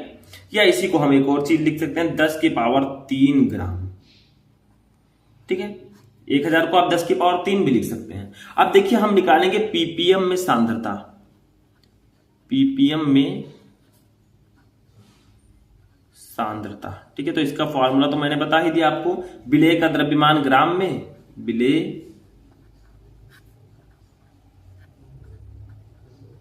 का द्रव्यमान ग्राम में अपान विलयन का द्रव्यमान ग्राम में, ठीक है। विलयन का द्रव्यमान ग्राम में, ठीक है, इंटू 10 की पावर 6 इसका फॉर्मूला होता है। मैंने अभी आपको बताया था, फॉर्मूले को आप लोग याद रखिएगा, बहुत ही इंपॉर्टेंट है। अब देखिए इसी पर हम चलिए वैल्यूज को रख देते हैं, ठीक है। हमारा पीपीएम में सांद्रता निकल आएगा, तो यहां पर इक्वल टू करेंगे विलेय का द्रव्यमान है, देखिए ऊपर 9.6 इंटू 10 की पावर -3, तो यहां पर लिखेंगे 9.6 इंटू 10 की पावर -3 अपान, ठीक है। यहां पर क्या हो जाएगा, देखिए विलयन का द्रव्यमान ग्राम में, तो विलयन का द्रव्यमान आपका कितना है 10 की पावर 3 है, तो 10 की पावर 3 लिख देंगे, इंटू आपका ये हो जाएगा 10 की पावर 6 ऊपर ऐसे ही रहेगा, ठीक है। अब एक काम कीजिए, यहां पर समझिए थोड़ा सा, देखिए 9.6 तो आपका ऐसे ही रहेगा, ठीक है, इंटू ये 10 की पावर -3 है, ये 6 है, तो 6 में से 3 चला जाएगा, क्योंकि -3 है, 6 छोट बड़ा है, ठीक है। तो 10 में से देखिए -3 + 6, तो चूंकि 6 जो प्लस में है ये बड़ा है, तो 6 में से 3 जाएगा तो 3 बचेगा, लेकिन जो चिन्ह लगेगा वो प्लस का रहेगा, यानी कि इसके आगे माइनस नहीं रहेगा, ठीक है, क्योंकि 10 की पावर 6 जो है ये बड़ा है, इंटू 10 की पावर 3। अब देखिए 10 की पावर 3 से 10 की पावर 3 कट जाएगा, तो हमारा पीपीएम में सांद्रता जो आ जाएगा, पीपीएम में सांद्रता, ठीक है, वो आपका आ जाएगा 9.6 पीपीएम, पीपीएम, और यही आपका आंसर हो जाएगा, ये आपका हो जाएगा पीपीएम में सांद्रता, ठीक है। तो 9.6 आपका आ गया, तो ये आपका न्यूमेरिकल सॉल्व हो चुका है, ठीक है। तो इस प्रकार से आप पीपीएम में सांद्रता निकाल सकते हैं इस फॉर्मूले से, समझ में आया। चलिए नेक्स्ट टॉपिक देखते हैं।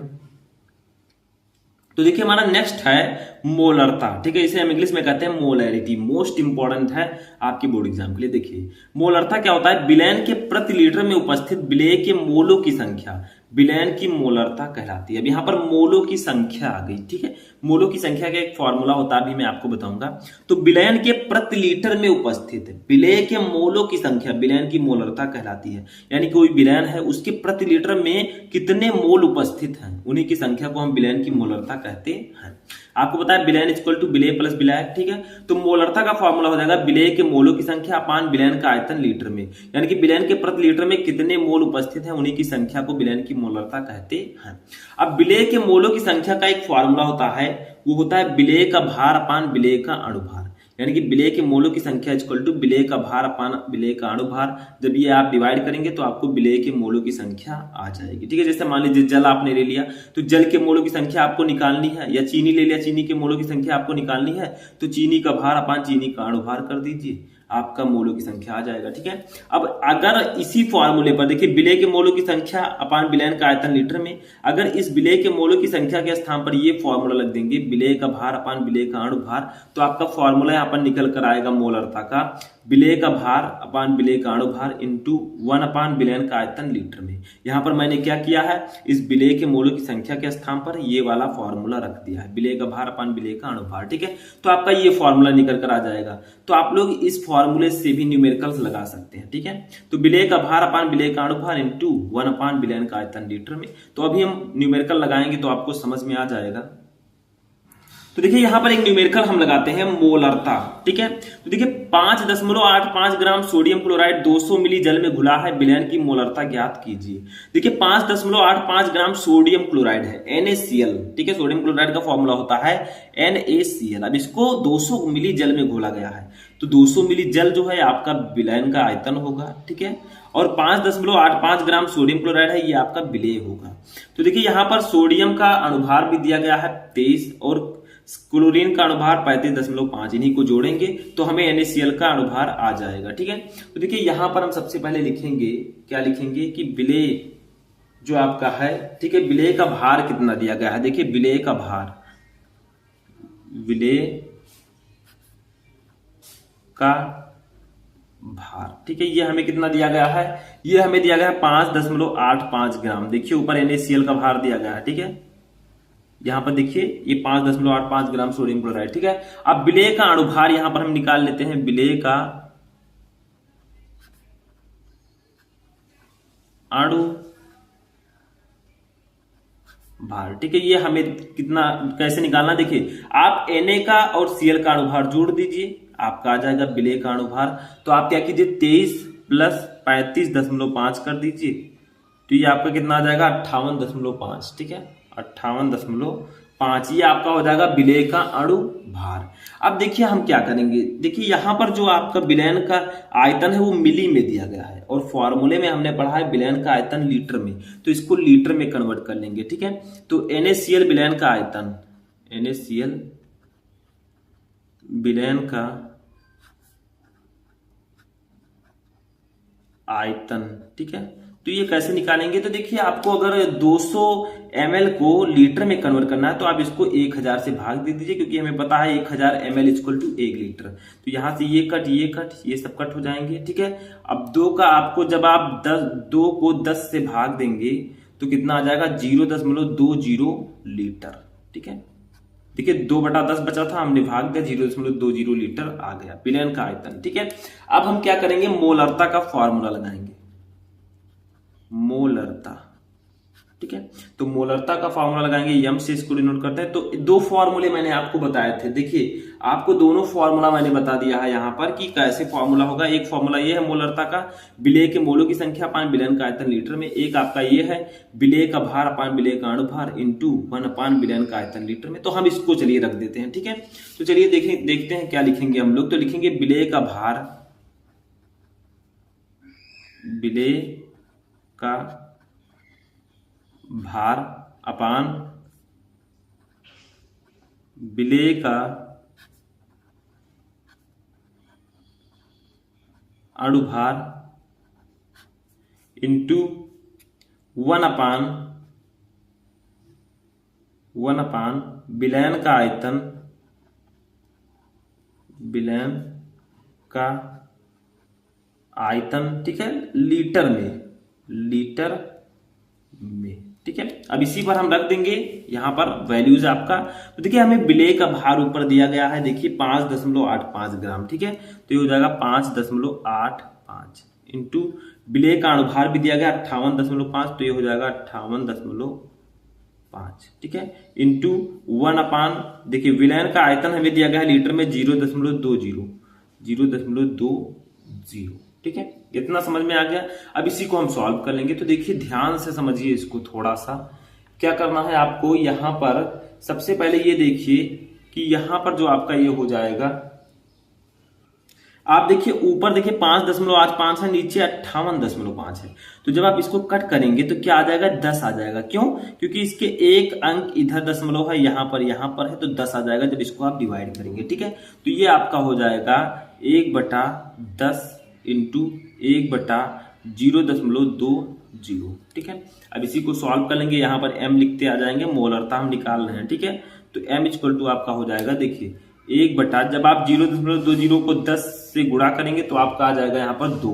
ठीक है, 2 आ गया, इसको कट करेंगे तो ये आपका आ जाएगा 0.5। ठीक है, तो यहां पर हमारी मोलरता आ गई है, मोलरता जिसको हम लोग प्रदर्शित करते हैं यम से, ये हमारी आ गई 0.5 मोल प्रति लीटर। ठीक है, मोलरता का मात्रा मोल प्रति लीटर कर दीजिए इसको। ठीक है, लीटर, इसको याद रखिएगा, ये ला लिखा है। ठीक है, तो ये आपका हो जाएगा मोल प्रति लीटर। तो ये आपका आ जाएगा मोलरता। समझ में आ गया? तो इस प्रकार से आप मोलरता को आसानी से निकाल सकते हैं। चलिए नेक्स्ट टॉपिक देखते हैं। अब देखिए नेक्स्ट टॉपिक हमारा है नॉर्मलता, जिसे हम इंग्लिश में कहते हैं नॉर्मैलिटी। ठीक है, ये क्या होता है देखिए, किसी निश्चित ताप पर विलयन के 1 लीटर में घुलित विलेय के ग्राम तुल्यांकों की संख्या को उस ताप पर विलयन की नॉर्मलता कहते हैं। जैसे उसमें मैंने आपको बताया कि विलयन के प्रति लीटर में उपस्थित विलेय के मोलों की संख्या को विलयन की मोलरता कहते हैं। यहाँ पर नॉर्मलता है, मोलरता यानी कि मोलों की संख्या, नॉर्मलता यानी कि ग्राम तुल्यांकों की संख्या। तो देखिए किसी निश्चित ताप पर विलयन के 1 लीटर में घुलित विलेय के ग्राम तुल्यांकों की संख्या को उस ताप पर विलयन की नॉर्मलता कहते हैं।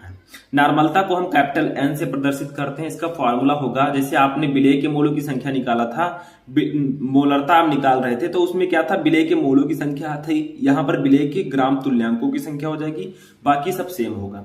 तो नॉर्मलता N इक्वल टू विलेय के ग्राम तुल्यांकों की संख्या अपान विलयन का आयतन लीटर में। ठीक है, या इसी फॉर्मूले को अगर आप क्या करना चाहें, इस लीटर को मिलीलीटर में लिखना चाहें तो 1000 से भाग दें, गुणा करना होगा। ठीक है, तो यहाँ पर नॉर्मलता इक्वल टू हो जाएगी विलेय के ग्राम तुल्यांकों की संख्या अपान विलयन का आयतन ml में। मान लीजिए आपको ml में दिया गया है, तो आप ml में अगर लिखेंगे तो 1000 से आपको गुणा करना होगा अलग से। ठीक है, तो ये इसका फॉर्मूला होता है। अब जैसे उसमें विलेय के मोलों की संख्या का एक फॉर्मूला था, विलेय का भार अपान विलेय का अणु भार, तो यहाँ पर भी विलेय के ग्राम तुल्यांकों की संख्या का एक फॉर्मूला है, उसको भी समझ लेते हैं। तो देखिए यहाँ पर विलेय के ग्राम तुल्यांकों की संख्या इक्वल टू होगा विलेय का द्रव्यमान अपान तुल्यांकी भार। ठीक है, वहां पर था विलेय का भार अपान विलेय का अणु भार, लेकिन यहाँ पर हम ग्राम तुल्यांकों की संख्या निकाल रहे हैं, तो विलेय का द्रव्यमान अपान तुल्यांकी भार। अब देखिए हम क्या करेंगे, जो आपका फॉर्मूला था विलेय के ग्राम की तुल्यांकों की संख्या अपान विलयन का आयतन लीटर में, तो यहाँ पर क्या करेंगे, हम इस फॉर्मूले को लगा देंगे। जैसे देखिए मैंने आपको यहाँ पर फॉर्मूला बताया था, देखिए यहाँ पर ये आपका फॉर्मूला था। देखिए विलेय के ग्राम तुल्यांकों की संख्या अपान विलयन का आयतन लीटर में। अब यहाँ पर विलेय के ग्राम तुल्यांकों की संख्या के स्थान पर हम ये लिख देंगे। ठीक है, विलेय का द्रव्यमान अपान तुल्यांकी भार।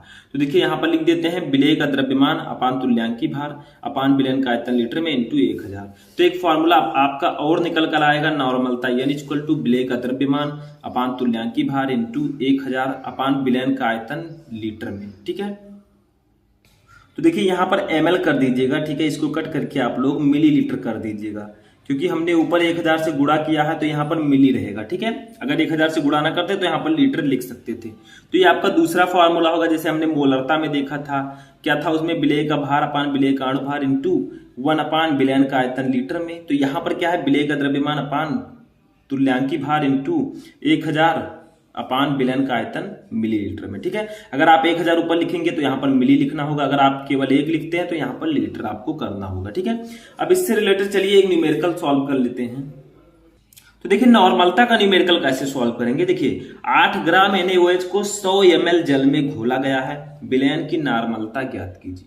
तो देखिए हमें विलेय का भार दिया गया है 8 ग्राम NaOH सोडियम हाइड्रोक्साइड। ठीक है, तो ये 8 ग्राम है, तो ये आपका विलेय होगा। ठीक है, 100 ml जल में घोला गया है, ये आपका विलयन का आयतन है 100 ml। ठीक है, अब विलयन की नॉर्मलता आपको ज्ञात करना है। तो लिखिए विलेय का भार, विलेय का भार इक्वल टू, ये आपको दिया है 8 ग्राम। ठीक है, उसके बाद में देखिए आपको लिखना है विलयन का आयतन, विलयन का आयतन। ठीक है, ये हमें कितना दिया गया है, ये हमें दिया गया है 100 ml, 100 ml। ठीक है, ठीक है, अब हमें क्या करना है, हमें विलेय का अणुभार निकाल लेना है, यानी कि जो आपका NaOH है, तो हम लिखेंगे NaOH का अणुभार, ये आपका विलेय है। ठीक है, या आप ब्रैकेट में लिख भी सकते हैं विलेय का अणुभार, का अणुभार। ठीक है, तो देखिए NaOH का अणुभार आपको दिया रहेगा। वैसे Na का अणुभार होता है 23, O का होता है 16 और H का होता है 1, तो टोटल आपका आ जाएगा 40। ठीक है, ये आपका आ गया विलेय का अणुभार। अब हम इसके हिसाब से निकाल लेंगे NaOH का तुल्यांकी भार। देखिए NaOH यानी कि विलेय का तुल्यांकी भार, तुल्यांकी भार। ठीक है, तो तुल्यांकी भार इक्वल टू क्या होता है, अणुभार अपान संयोजकता, अणुभार अपान संयोजकता, संयोजकता। तो देखिए अणुभार जो है मैंने अभी ऊपर निकाला NaOH का, वो आ गया आपका 40। संयोजकता जो सोडियम हाइड्रोक्साइड की होती है वो 1 होती है। ठीक है, तो ये आपका हो जाएगा 40, यानी कि NaOH का तुल्यांकी भार आ जाएगा 40। NaOH का तुल्यांकी भार, ठीक है, ये आपका आ गया 40। अब देखिए एक फॉर्मूला हम लगाएंगे, जो फॉर्मूला हमने निकाला था, देखिए अभी मैं बता रहा हूं, ये आपका फॉर्मूला देखिए, ये हमने देखा था कि नॉर्मलता इक्वल टू विलेय का द्रव्यमान अपान तुल्यांकी भार इंटू 1000 अपान विलयन का आयतन मिलीलीटर में, ठीक है। तो ये फॉर्मूला हम लगा देंगे, नॉर्मलता आ जाएगी, ठीक है। एक फॉर्मूला जो हमने पहले देखा था वो भी आप लगा सकते हैं, लेकिन बाद में आपका यही आएगा, ठीक है। तो यहां पर लिखेंगे नॉर्मलता n, ठीक है, नॉर्मलता n इक्वल टू आपका हो जाएगा विलेय का द्रव्यमान, फॉर्मूला लिख लेते हैं, विलेय का द्रव्यमान अपान तुल्यांकी भार, तुल्यांकी भार इंटू 1000 अपान विलयन का आयतन, विलयन का आयतन मिली में, ठीक है, मिली में, ठीक है। ये फॉर्मूला आपका हो जाएगा। अब इसी पर हम रख देंगे, देखिए विलेय का द्रव्यमान हमें ऊपर दिया गया है, ये देखिए विलेय का भार 8 ग्राम है, ठीक है। विलयन का आयतन 100 ml हमें दिया गया है। उसके बाद में इसका तुल्यांकी भार जो है 40 है, तो यहां पर लिखेंगे विलेय का द्रव्यमान, ठीक है, ये हमें दिया गया है 8, तुल्यांकी भार हमने निकाला है 40, तो 8/40 हो जाएगा इंटू 1000 आपका ऐसे रहेगा। विलयन का आयतन हमें दिया गया है 200 ml, ऊपर मैंने बताया है आपको, ठीक है। यहाँ पर देखिए विलयन का आयतन हमें दिया गया है, यहाँ पर 200 ml है आपका, ठीक है, तो यहाँ पर 200 लिख लीजिएगा, तो ये आपका हो जाएगा 200, सॉरी ये आपका 100 ml है, ठीक है, क्वेश्चन में आपके 100 ml है, तो इसको 100 कर दीजिएगा फिर से, तो ये आपका 100 ml दिया गया है, 100 ml, ठीक है। अब इसी को हम सॉल्व कर लेंगे, देखिए 0 से 0 कट हो जाएगा, इससे ये कट हो जाएगा, अब देखिए 4 से ये कट हो जाएगा, ठीक है। अब क्या करेंगे आप लोग, इसको कट कर देंगे, ठीक है, तो इस 0 से आपका ये 0 कट हो जाएगा, यानी कि ये 2 0 आपका ये कट हो गया और ये 40 का 0 इससे कट हो गया, ठीक है। अब इसको कट करने है, 4 कम 4, 4 दूनी 8, तो ये आपका हो जाएगा 2, ठीक है, ये आपका कितना आ जाएगा 2, तो आपकी नॉर्मलता जो आ गई, नॉर्मलता, ठीक है, इसे हम डिनोट करेंगे n से, ये आपका 2 ग्राम तुल्यांक प्रति लीटर, ठीक है, तुल्यांक प्रति लीटर, तो ये आपका यहां पर आंसर आ जाएगा, ठीक है। नॉर्मलता n इक्वल टू 2 ग्राम तुल्यांक प्रति लीटर, तो यही आपका आंसर आ जाएगा। तो इस प्रकार से आप तुल्यांकी भार आसानी से वो नॉर्मलता निकाल सकते हैं, ठीक है, इजीली। तो चलिए नेक्स्ट टॉपिक देखते हैं। तो देखिए अब हमारा भार प्रति आयतन भी कंप्लीट हो गया। अब हम आते हैं भार प्रति भार में, यानी कि जो विलयन की सांद्रता ज्ञात करने की तीसरी विधि थी, इसमें आपको मोललता और मोल प्रभाज पढ़ना है। तो देखिए मोललता क्या होता है, जिसे हम इंग्लिश में कहते हैं मोलैलिटी।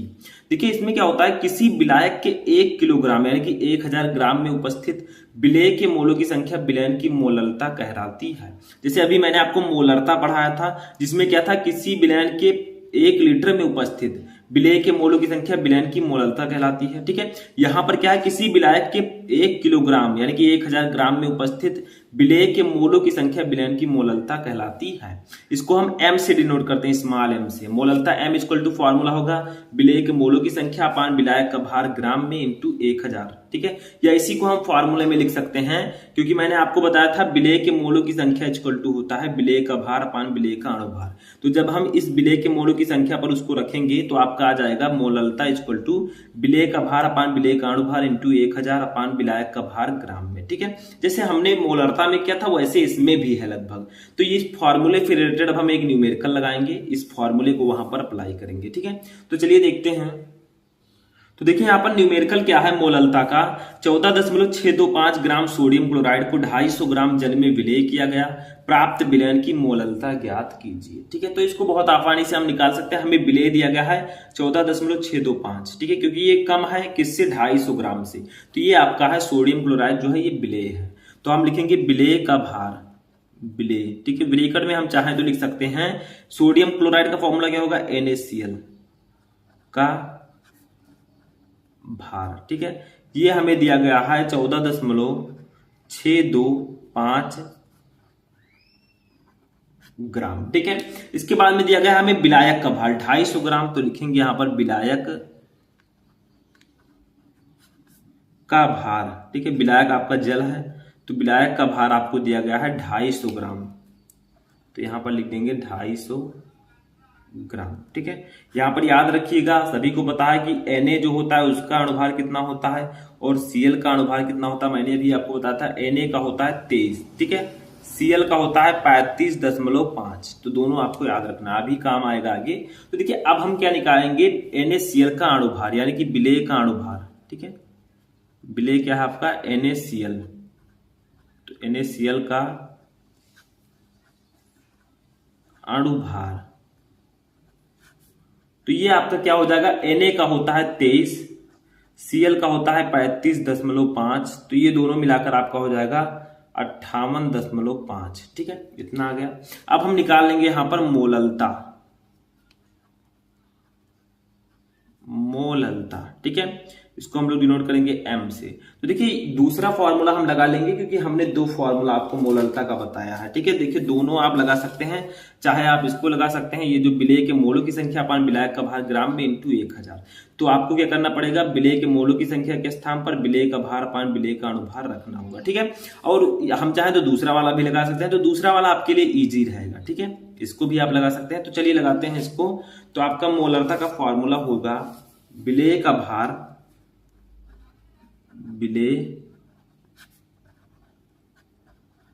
का भार अपान विलायक का भार, ठीक है, अपान विलेय का अणुभार, अपान विलेय का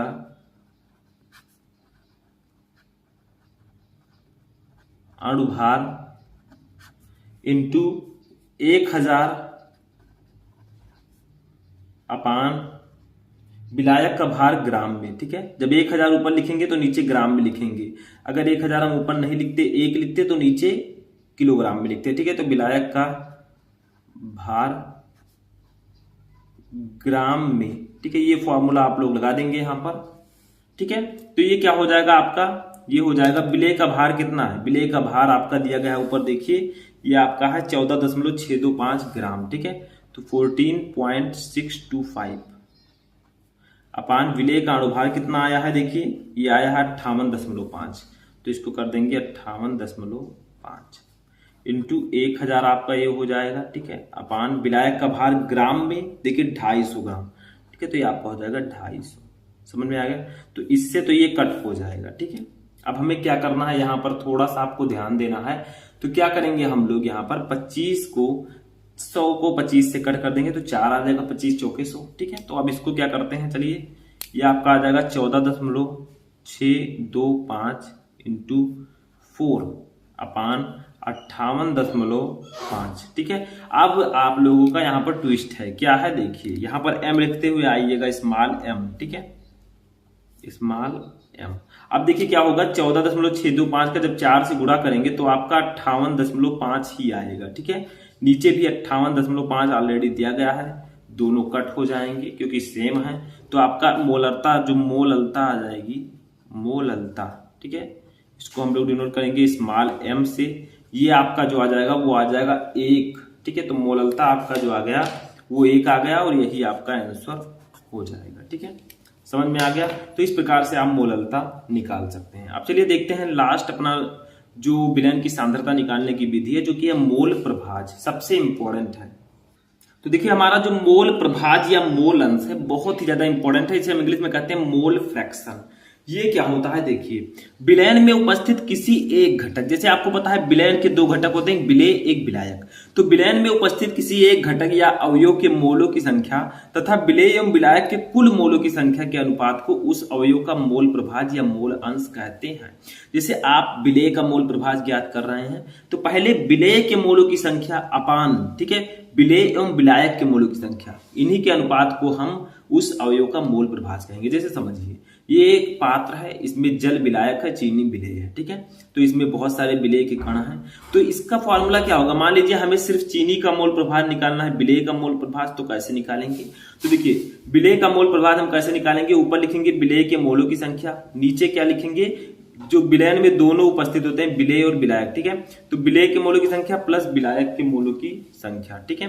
तो इस प्रकार से आप विलेय का मोल प्रभाज निकाल सकते हैं। तो ऐसे आपको अगर विलायक का निकालना है तो क्या करेंगे, ऊपर विलायक के मोलों की संख्या अपान नीचे दोनों कर देंगे विलायक प्लस विलेय। तो इस प्रकार से आप किसी एक घटक का मोल प्रभाज निकाल सकते हैं। डेफिनेशन से भी स्पष्ट है कि विलयन में उपस्थित किसी एक घटक या अवयव के मोलों की संख्या तथा विलेय एवं विलायक के कुल मोलों की संख्या के अनुपात को उस अवयव का मोल प्रभाज कहते हैं। ठीक है, तो विलेय का मोल प्रभाज आपका, इसको मान लेते हैं एक्स ए। ठीक है, एक्स ए। तो देखिए इसका फॉर्मूला हो जाएगा विलेय के मोलों की संख्या अपान विलेय के मोलों की संख्या प्लस विलायक के मोलों की संख्या। यानी कि जिसका आपको जिस भी अवयवी घटक का मोल प्रभाज निकालना है उसको ऊपर और नीचे दोनों जगह लिखना है, जिसका नहीं निकालना उसको सिर्फ नीचे लिखना है। ठीक है, समझ में आ गया। अब x से इक्वल टू मान लीजिए विलेय के मोलों की संख्या को हम Na मान लें। ठीक है, तो इसका फॉर्मूला हो जाएगा Na upon Na plus NB। विलायक के मोलों की संख्या को हम NB मान लें तो ये आपका ये फॉर्मूला हो जाएगा। ऐसे विलायक का मोल प्रभाज इसको मान लेते हैं XB, तो ये इक्वल टू हो जाएगा विलायक के मोलों की संख्या अपान विलेय प्लस विलायक के मोलों की संख्या, जिसका आप निकाल लें उसको ऊपर नीचे दोनों जगह लिखना है। तो XB इक्वल टू हो जाएगा NB, यानी कि विलायक के मोलों की संख्या अपान Na प्लस NB। अब क्या करेंगे, दोनों को हम जोड़ देंगे। ठीक है, किसी भी यानी कि किसी भी अगर हम विलयन का मोल प्रभाज निकाल रहे हैं तो उसमें उपस्थित जो अवयव होते हैं, ठीक है, जो घटक होते हैं उनका जो योग होता है वो एक होता है। चलिए देखते हैं। तो देखिए अब हम क्या करेंगे, विलयन में दोनों जो घटक हैं आपके विलेय और विलायक उनके मोल प्रभाज को हम जोड़ देंगे। तो विलेय का मोल प्रभाज प्लस विलायक का मोल प्रभाज, जब इन दोनों के मोल प्रभाज को जोड़ेंगे तो हमेशा वो एक आएगा। देखिए यहाँ पर क्या हो जाएगा, विलेय का मोल प्रभाज एक्स इक्वल टू हमने निकाला था Na upon Na plus NB और प्लस XB इक्वल टू हमने निकाला था NB upon Na plus NB।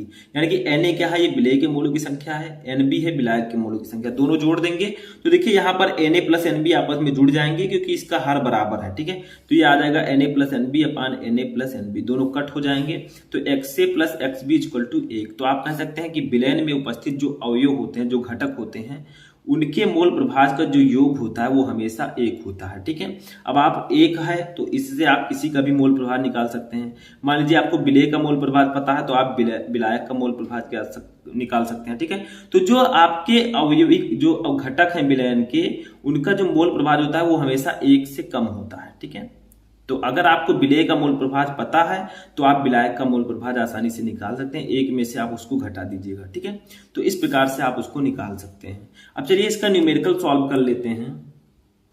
तो देखिए मोल प्रभाज का जो न्यूमेरिकल है वो क्या है कि 72 ग्राम जल और 92 ग्राम एथिल अल्कोहल के मिश्रण में दोनों का मोल प्रभाज ज्ञात कीजिए। देखिए 72 ग्राम जल और 92 ग्राम एथिल अल्कोहल है। ठीक है, तो इसमें जो 72 ग्राम है ये मान लीजिए आपका विलेय है और 92 ग्राम विलायक है, क्योंकि दोनों जो है इसमें 92 ग्राम एथिल अल्कोहल है, इसकी मात्रा थोड़ा ज्यादा है। ठीक है, तो इन दोनों के मिश्रण में आपको दोनों का मोल प्रभाज निकालना है। तो मैंने बताया अगर आप विलेय का मोल प्रभाज निकालेंगे तो ऊपर विलेय और नीचे विलेय प्लस विलायक दोनों लिखना होगा। तो चलिए एक एक को करते हैं। तो सबसे पहले जल का भार और इसका अणुभार निकाल लेते हैं। ठीक है, तब देखते हैं। तो देखिए जल यानी कि H2O, इसका भार हमें दिया गया है, जल का भार। ठीक है, कितना दिया गया है, देखिए 72 ग्राम, तो हो जाएगा 72 ग्राम। ठीक है, उसके बाद में एथिल अल्कोहल का भार दिया गया है हमें, एथिल अल्कोहल का भार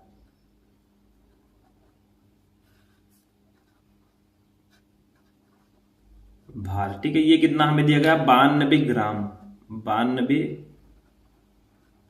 ग्राम। ठीक है, अब देखिए हमें क्या करना है, जल का अणुभार पहले निकाल लेना है। जल फॉर्मूला तो मैंने आपको बता ही दिया, H2O होगा। ठीक है, इसका अणुभार निकाल लेते हैं, अणुभार। तो देखिए हाइड्रोजन जो होता है इसका अणुभार 1 होता है, तो 2 हाइड्रोजन है तो इसका 2 हो जाएगा, प्लस ऑक्सीजन का 16 होता है तो इसका हमारा जल का जो अणुभार आया वो 18 आ गया। ठीक है, अब देखिए C2H5OH, एथिल अल्कोहल का फॉर्मूला होता है C2H5OH का अणुभार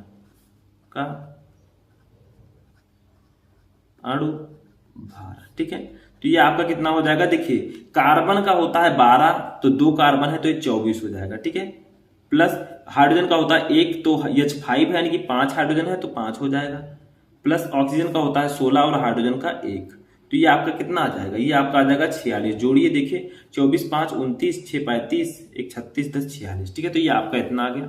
अब हम एक एक के मोलों की संख्या निकाल लेते हैं। जैसे पहले जल के मोलों की संख्या निकालेंगे, क्योंकि फॉर्मूले में मैंने आपको बताया है कि जब मोलों की संख्या नहीं पता होगी तो आप मोल प्रभाज नहीं निकाल पाएंगे। देखिए यहाँ पर लिखा हुआ है, ठीक है, विलेय का मोल प्रभाज इक्वल टू विलेय के मोलों की संख्या अपान विलेय के मोलों की संख्या प्लस विलायक के मोलों की संख्या। तो आपको पहले मोलों की संख्या निकाल लेनी है। ठीक है, तो पहले हम निकालेंगे जल के मोलों की संख्या।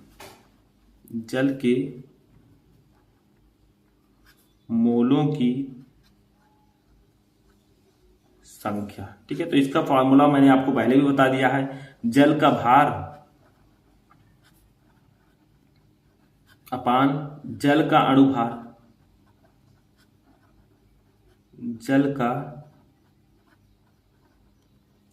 अणुभार। ठीक है, अब इसी को डिवाइड कर देंगे। जल का भार हमें ऊपर दिया गया है, देखिए 72 ग्राम, अणुभार है 18, तो इसी को लिख देंगे। तो 72/18 हो जाएगा आपका, 18 चौक 72। ठीक है, तो ये आपका आ जाएगा 4, यानी कि जल के मोलों की संख्या हमारी आ गई 4। तो हम यहां पर लिख देंगे जल के मोलों की संख्या। ठीक है, अब C2H5OH के मोलों की संख्या निकाल लेते हैं ऐसे। तो C2H5OH के मोलों की संख्या। ठीक है, तो ये भी आपका वही फॉर्मूला होगा, C2H5OH का भार अपान उसका अणुभार। ठीक है, तो C2H5OH का भार अपान C2H5OH का अणुभार। ठीक है, अब क्या करेंगे हम लोग, भार हमारा कितना दिया गया है, ऊपर दिया गया है, देखिए इसका भार है 92 ग्राम और अणुभार आपका है 46 ग्राम। तो यहां पर लिख देंगे 92 ग्राम ये हो गया और 46 ग्राम ये हो गया। ठीक है, कट कर देंगे 2 आ जाएगा, तो ये हमारा आ गया 2। देखिए 2 आ गया, यानी कि C2H5OH के मोलों की संख्या, C2H5OH के मोलों की संख्या। ठीक है, तो जल के मोलों की संख्या 4 आई, C2H5OH के मोलों की संख्या 2 आई। अब हम एक एक का मोल प्रभाज निकाल सकते हैं। पहले जल का मोल प्रभाज निकालेंगे। तो देखिए जल का मोल प्रभाज जब हम निकालेंगे तो इसका फॉर्मूला होता है, मैंने अभी आपको बताया था कि जल के मोलों की संख्या अपान जल के मोलों की संख्या प्लस एथिल अल्कोहल के मोलों की संख्या। ठीक है, अब यहां पर इसी को रख देंगे। तो जल के मोलों की संख्या मैंने आपको बताया था, अभी हमने निकाला है 4। ठीक है, अपान जल के मोलों की संख्या 4 होगी प्लस एथिल अल्कोहल के मोलों की संख्या हमने 2 निकाली है। अब इसी को सॉल्व कर लेंगे तो 4/6 हो जाएगा। ठीक है, तो जल का मोल प्रभाज हमारा आ जाएगा, जब इसको कट करेंगे 4 को 6 से तो 0.666 आ जाएगा। ठीक है, तो हम लिख सकते हैं जल का मोल प्रभाज, जल का मोल प्रभाज इक्वल टू आपका हो जाएगा 0.666। ठीक है, इतना आ गया हमारे जल का मोल प्रभाज। चूंकि हमें दोनों का निकालना है, एथिल अल्कोहल का भी निकालना है, तो हम यहां पर एथिल अल्कोहल का भी मोल प्रभाज निकालेंगे। तो C2H5OH का मोल प्रभाज। ठीक है, इसके लिए हम क्या करेंगे, पहले C2H5OH के मोलों की संख्या लेंगे, C2H5OH के मोलों की संख्या। ठीक है, फिर अपान लगाएंगे, यहां पर थोड़ा बड़ा मैं कर देता हूं ताकि दिक्कत ना हो। ठीक है, तो यहां पर जल के मोलों की संख्या ले लेंगे, जल के मोलों की संख्या प्लस C2H5OH जिसका आप निकाल लें उसको ऊपर नीचे दोनों जगह रखना है। ठीक है, के मोलों की संख्या। ठीक है, ये आपका हो गया।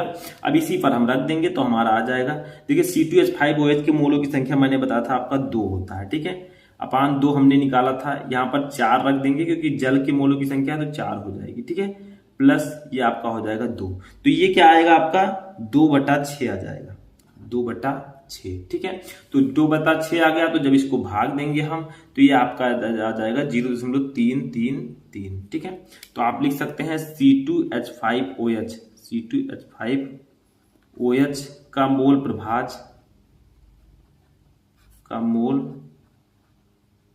प्रभाज जो होगा वो हो जाएगा 0.333, ठीक है। और यही आपका आंसर आ जाएगा, यानी कि दोनों का हमने अलग अलग मोल प्रभाज निकाल लिया है, C2H5OH का भी और जल का भी मोल प्रभाज। तो इस तरह से आप मोल प्रभाज निकाल सकते हैं, ठीक है। आई होप कि आपको विलयन की सांद्रता पूरी तरह समझ में आ चुका होगा। चलिए नेक्स्ट टॉपिक देखते हैं। तो देखिए स्टूडेंट, जो हमारा नेक्स्ट टॉपिक है ये एक मोस्ट इंपॉर्टेंट नियम है जिसे हम कहते हैं राउल्ट का नियम। इसे इंग्लिश में कहते हैं हम राउल्ट्स लॉ, ठीक है। अब राउल्ट का नियम है क्या, पहले इसको समझते हैं। देखिए राउल्ट के नियमानुसार किसी निश्चित ताप पर विलयन में उपस्थित किसी वाष्पशील अवयवी घटक का आंशिक वाष्प दाब उस अवयवी घटक की मोल भिन्न के समानुपाती होता है।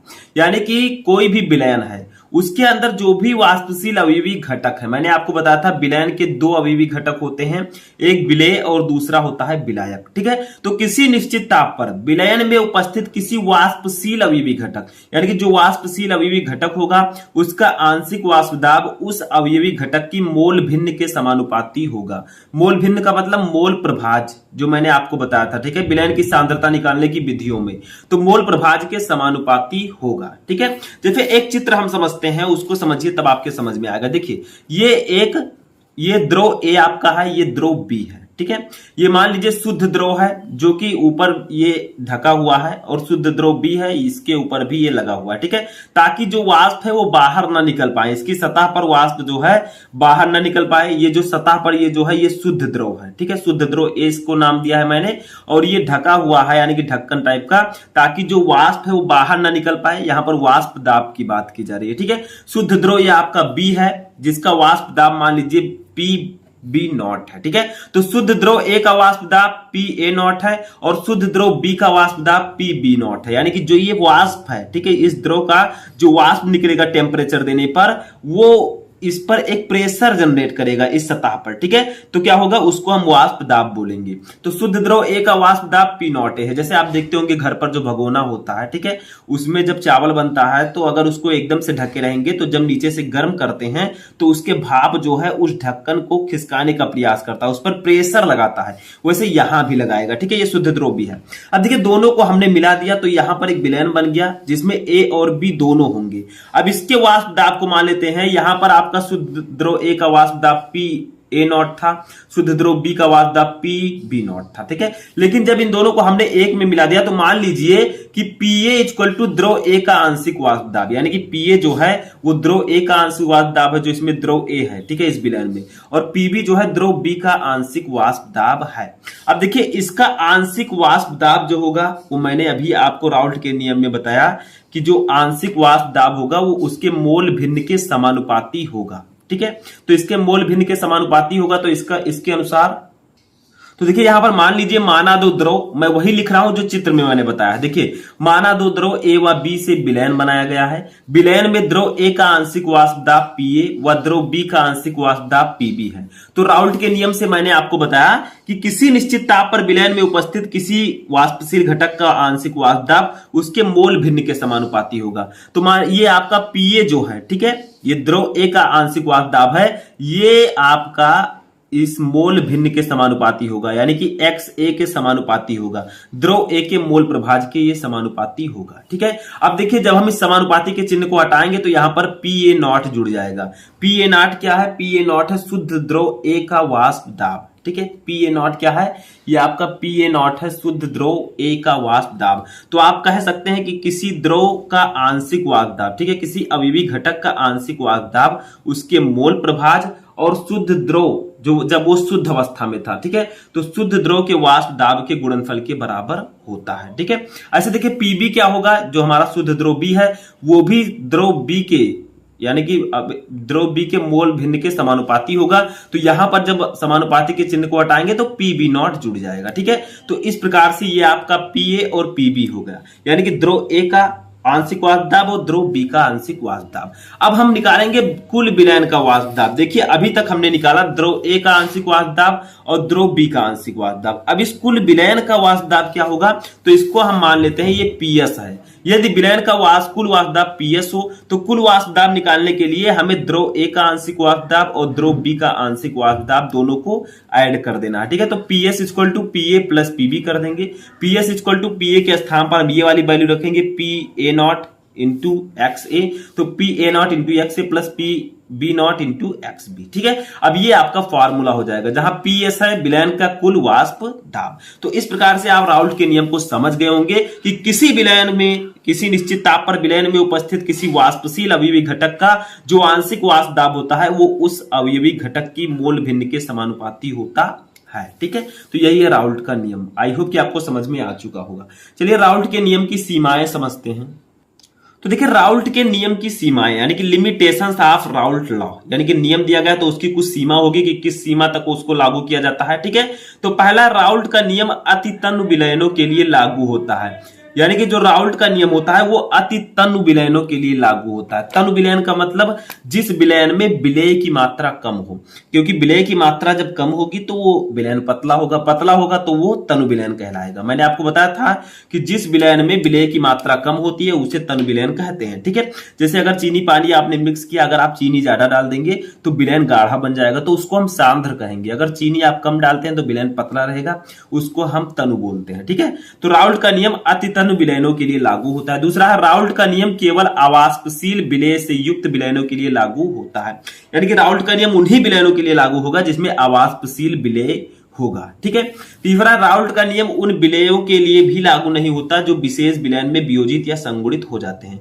यानी कि राउल्ट का नियम वहां भी लागू नहीं होगा, उन विलेयों के लिए भी लागू नहीं होगा जो विशेष विलयन में वियोजित या संगुणित हो जाते हैं, यानी कि उनका वियोजन हो जाए या संगुणन हो जाए, वहां पर वो लागू नहीं होगा राउल्ट का नियम। ठीक है, अब चलिए समझते हैं आदर्श तथा अनादर्श विलयन ये क्या होता है। ठीक है, तो ये टॉपिक भी बहुत ही ज्यादा इंपॉर्टेंट है, आदर्श तथा अनादर्श विलयन। इसे इंग्लिश में हम कहते हैं ideal and non ideal solution. तो आदर्श विलयन क्या होते हैं, बहुत ही सिंपल है, वे विलयन जो राउल्ट के नियम का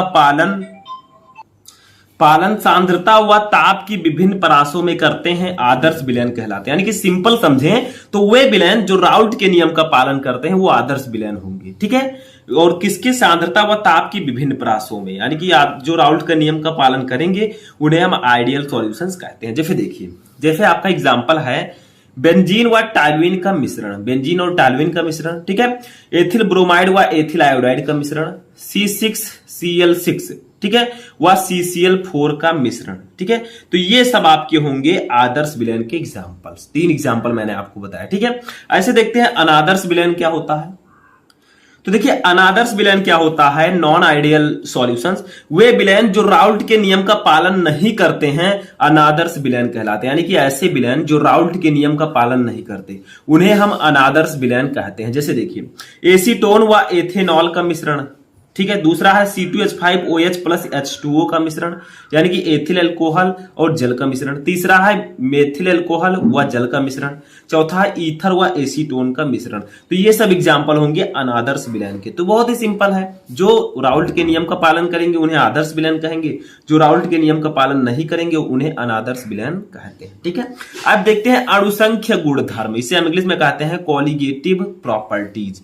ये क्या होते हैं, देखिए वे गुणधर्म जो विलायक की एक निश्चित मात्रा में उपस्थित विलेय के कणों की संख्या पर निर्भर करते हैं किंतु विलेय की रासायनिक प्रकृति पर निर्भर नहीं करते, अणुसंख्य गुणधर्म कहलाते हैं। यानी कि ऐसे गुणधर्म जो विलायक की एक निश्चित मात्रा में उपस्थित विलेय के कणों की संख्या पर निर्भर करते हैं उन्हें हम अणुसंख्य गुणधर्म कहते हैं। आप लिख भी सकते हैं कि अणुसंख्य गुणधर्म जो होता है वो अनुक्रमानुपाती होता है विलेय के कणों की संख्या पर। ठीक है, तो ये आप लिख सकते हैं, तो ये होता है अणुसंख्य गुणधर्म। ठीक है, अब देखिए इसको हम किस किस प्रकार से निकाल सकते हैं, यानी कि विलयन के कुछ अणुसंख्य गुणधर्म निम्नलिखित हैं जिनको हम इस वीडियो में यहां पर पढ़ेंगे। ठीक है, तो देखिए विलयन के अणुसंख्य गुणधर्म निम्नलिखित है। जैसे पहला आपका है वाष्प दाब का आपेक्षिक अवनमन, एक एक को हम पढ़ेंगे अभी। दूसरा है क्वथनांक में उन्नयन, तीसरा है हिमांक में अवनमन और चौथा है परासरण दाब। ये होते हैं आपके अणुसंख्य गुणधर्म। ठीक है, तो वाष्प दाब का आपेक्षिक अवनमन, क्वथनांक में उन्नयन, हिमांक में अवनमन और परासरण दाब। ठीक है, तो चलिए देखते हैं एक एक को। तो देखिए अब हमारा है वाष्प दाब में आपेक्षिक अवनमन। सबसे पहला अणुसंख्य गुणधर्म है, इसे हम इंग्लिश में कहते हैं relative lowering of VP, vapour pressure. ठीक है, तो देखिए ये क्या होता है, किसी विलायक के वाष्प दाब में अवनमन तथा शुद्ध विलायक के वाष्प दाब के अनुपात को, ठीक है, यानी किसी विलायक के वाष्प दाब में अवनमन तथा शुद्ध विलायक के वाष्प दाब के अनुपात को वाष्प दाब का अवनमन कहते हैं। यानी कि मान लीजिए कोई विलायक है, ठीक है, उसके वाष्प दाब में जो अवनमन हो रहा है उसमें तथा शुद्ध विलायक के वाष्प दाब, जो शुद्ध विलायक है उसके वाष्प दाब के अवनमन के अनुपात को हम कहते हैं वाष्प दाब का आपेक्षिक अवनमन। जैसे देखिए यहां पर चित्र में समझिए, ये आपका एक पात्र है, ठीक है, शुद्ध विलायक इसमें भरा हुआ है। देखिए इस सतह पर शुद्ध विलायक भरा हुआ है, इसको ऊपर से ढक दिया गया है, ठीक है, ताकि जो इसके वाष्प है, मान लीजिए हम टेम्परेचर दें तो इसके जो वाष्प हैं वो इस सतह से टकराएं, इनमें प्रेशर आए, उसी को हम वाष्प दाब कहेंगे। ठीक है, देखिए यहां पर टकराकर कुछ जो कण है वो वापस आ रहे हैं, कुछ इसी में भरे हुए हैं। ठीक है, तो इसका मान लीजिए शुद्ध विलायक का वाष्प दाब जो है वो P0 है। ठीक है, P0 है शुद्ध विलायक का वाष्प दाब। अब हम क्या करते हैं, इसी शुद्ध विलायक में अवाष्पशील विलेय घोल देते हैं, यानी कि इसी शुद्ध विलायक में हम विलेय डाल देते हैं, वो भी अवाष्पशील, जो कि वाष्पशील ना हो। ठीक है, तो क्या होगा यहां पर इस विलयन में क्या होगा, तो यहां पर जो होगा वाष्प दाब में कमी आ जाएगी। क्यों कमी आ जाएगी, क्योंकि जब आपका विलायक है तब वाष्प दाब जो है वो ज्यादा होगा, अगर उसमें हम अवाष्पशील विलेय डाल दें तो उसका वाष्प दाब कम होगा। ठीक है, तो यहां पर क्या होगा, वाष्प दाब में अवनमन हो जाएगा। जैसे देखिए आप अगर पानी लेंगे और उसको टेम्परेचर देंगे तो बहुत जल्दी क्या होगा, उबलने लगेगा। ठीक है, अगर उसमें आप ज्यादा मात्रा में चीनी डाल दें तो क्या होगा, उसको उबलने में थोड़ा टाइम लगेगा। ठीक है, तो उसके क्वथनांक में जो है कमी आएगी। तो इसीलिए मैंने कहा कि शुद्ध विलायक में जब हम अवाष्पशील विलेय डाल देंगे तो उसके वाष्प दाब में कमी आ जाएगी, उसी को हम कहते हैं वाष्प दाब में अवनमन। ठीक है, वाष्प दाब में अवनमन, उसी को हम कहेंगे। तो ये आपका है, तो मान लीजिए यदि शुद्ध विलायक का वाष्प दाब कितना है, P0 है, और जब ये इसमें मैंने अवाष्पशील विलेय डाल दिया तो विलेय और विलायक बनकर विलयन का निर्माण कर दिए। देखिए ये आपका विलयन है, क्या है, विलयन है। अब मान लीजिए इस विलयन का वाष्प दाब क्या है, PS है।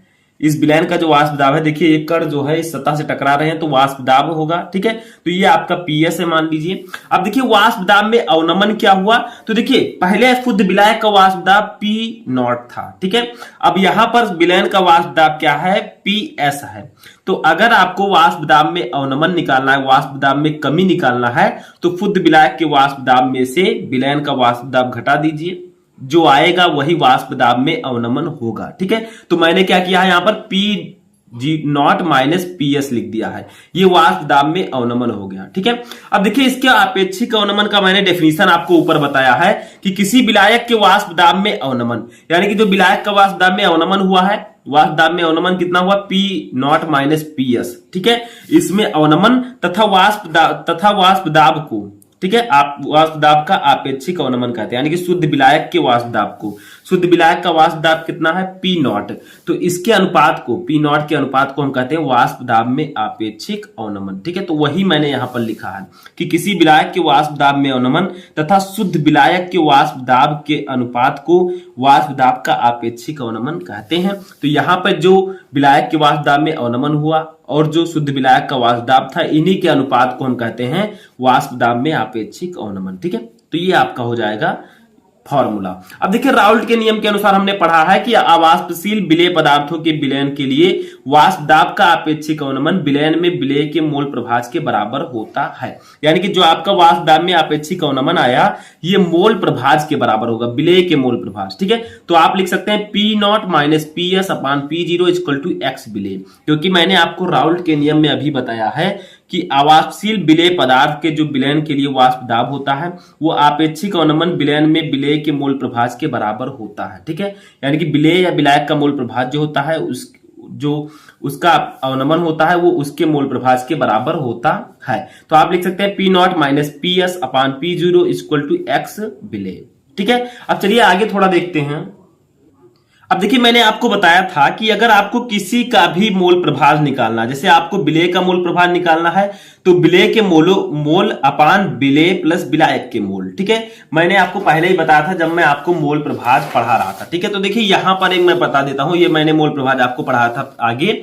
तो देखिए यहां पर मैंने बताया था विलेय का मोल प्रभाज अगर आपको निकालना है तो विलेय के मोलों की संख्या अपान विलेय प्लस विलायक के मोलों की संख्या। तो यहां पर मैंने बताया था XA equal to Na upon Na plus NB। तो यहां पर मैंने क्या लिखा, एक्स विलेय, वहां पर मैंने XA इसलिए लिखा था क्योंकि वहां पर दो अवयवी घटक हैं, ठीक है। तो यहां पर x विलेय equal to n upon n plus n, यहां जो स्मॉल n है ये विलेय के मोलों की संख्या है, कैपिटल N जो है ये विलायक के मोलों की संख्या है, ठीक है। तो जिसका हमें मोल प्रभाव निकालना है उसे ऊपर नीचे दोनों जगह लिखना है। तो देखिए यहां पर n प्लस n हो गया, ठीक है।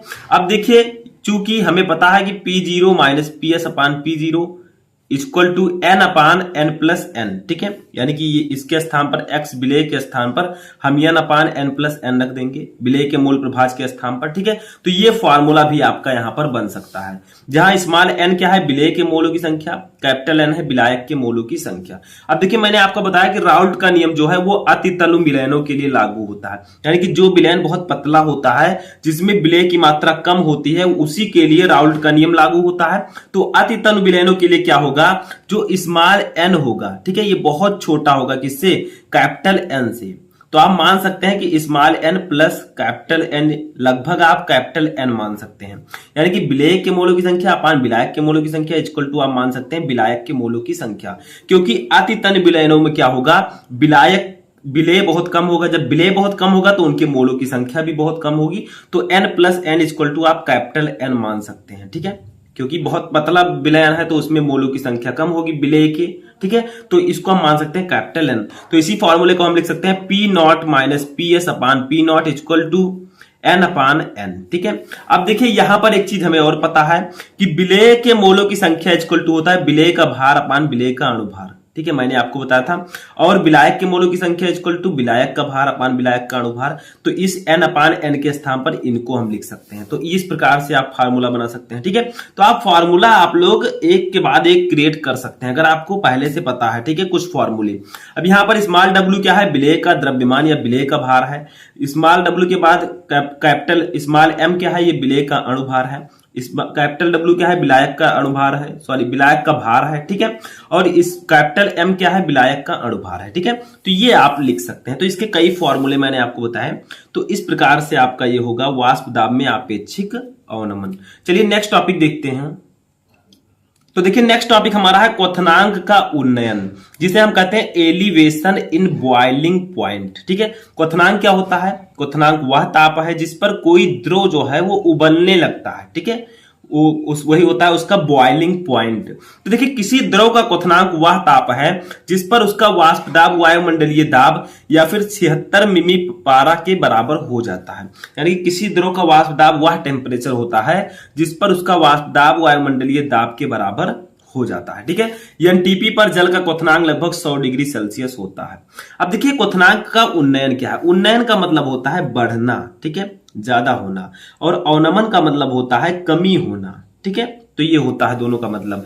तो उन्नयन है यहां पर तो बढ़ रहा है। तो देखिए किसी शुद्ध विलायक में अवाष्पशील विलेय को घोलने पर विलयन का वाष्प दाब कम हो जाता है जिसके कारण विलयन का क्वथनांक बढ़ जाता है। यानी कि मैंने अभी आपको समझाया था उसमें वाष्प दाब के आपेक्षिक अवनमन में, ठीक है। इसमें मैंने क्या कहा था, जब शुद्ध विलायक मैंने लिया तो इसमें अगर अवाष्पशील विलेय घोलते हैं तो जो विलयन बनेगा उसका वाष्प दाब जो है वो कम हो जाएगा, ठीक है। जब वाष्प दाब कम हो जाता है तो उसका क्वथनांक बढ़ जाता है। देखिए अगर आप केवल पानी को लेकर गर्म करेंगे तो बहुत जल्दी वो उबलने लगेगा।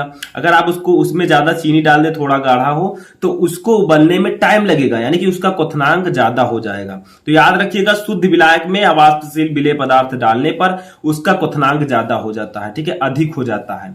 उसको ज्यादा टेम्परेचर देंगे तब वो उबलेगा। तो वही यहां पर कहा जा रहा है कि किसी शुद्ध विलायक में अवाष्पशील विलेय को घोलने पर विलयन का वाष्प दाब कम हो जाता है जिसके कारण विलयन का क्वथनांक बढ़ जाता है, और किसी विलायक के क्वथनांक में उत्पन्न इस वृद्धि को ही विलायक के क्वथनांक में उन्नयन कहते हैं। यानी कि जब उसका क्वथनांक बढ़ जाएगा तो उसी को हम कहेंगे क्वथनांक में उन्नयन। अब विलायक के क्वथनांक में उन्नयन जो होता है वो मोललता के समानुपाती होता है, ठीक है, समझ में आ गया। तो ये आपका होगा क्वथनांक में उन्नयन, ठीक है। क्वथनांक में उन्नयन का मतलब क्वथनांक का बढ़ना, ठीक है, क्वथनांक में वृद्धि होना। तो जब किसी शुद्ध विलायक में अवाष्पशील विलेय डालेंगे तो उसका वाष्प दाब कम हो जाएगा और उसका क्वथनांक जो है वो बढ़ जाता है। इसी को हम बोलते हैं क्वथनांक में उन्नयन। अब विलायक के क्वथनांक में उन्नयन जो होता है ये अनुक्रमानुपाती होता है मोललता का। अब विलायक के क्वथनांक में जो उन्नयन है इसको हम डिनोट करेंगे डेल्टा टीबी से, ठीक है। डेल्टा टीबी जो है ये क्वथनांक में उन्नयन है। ये अनुक्रमानुपाती होगा स्मॉल एम, देखिए मोललता को हम स्मॉल एम से प्रदर्शित करते हैं, ठीक है, तो ये इसके अनुक्रमानुपाती होगा। जब समानुपाती के चिन्ह को हम हटाएंगे तो यहां पर एक स्थिरांक जुड़ जाएगा केबी, इसको हम बोलते हैं मोलल उन्नयन स्थिरांक, ठीक है।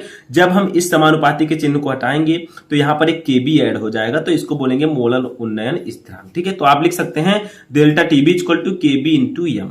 अब यहां पर देखिए ध्यान दीजिए, मैं जब आपको मोललता पढ़ा रहा था तब मैंने आपको बताया था, ठीक है, मोललता का एक फॉर्मूला होता है कि मोललता इक्वल टू, देखिए ये फॉर्मूला मैंने आपको बताया था, मोललता इक्वल टू विलेय का भार अपान विलेय का अणुभार इंटू 1 अपान विलायक का भार ग्राम में, ठीक है, ये मैंने आपको फॉर्मूला बताया था। तो देखिए वही हमने यहां पर लिखा है। देखिए यहां पर मैंने लिख दिया है मोललता के स्थान पर, नीचे देखिए यहां पर मैंने लिख दिया है W, ये है विलेय का भार अपान ये कैपिटल W है जो विलायक का भार है इंटू स्मॉल m जो है ये विलेय का अणुभार है, ठीक है। तो विलेय का भार अपान विलेय का अणुभार इंटू विलायक का भार, ठीक है, इंटू 1000। तो यहां पर मैंने मोललता का फॉर्मूला लगा दिया है। केबी आपका ऐसे ही रहेगा, मोललता के स्थान पर मैंने ये लिख दिया है क्योंकि मोललता का मैं आपको फॉर्मूला ऑलरेडी डेफिनेशन बता चुका हूं, ठीक है।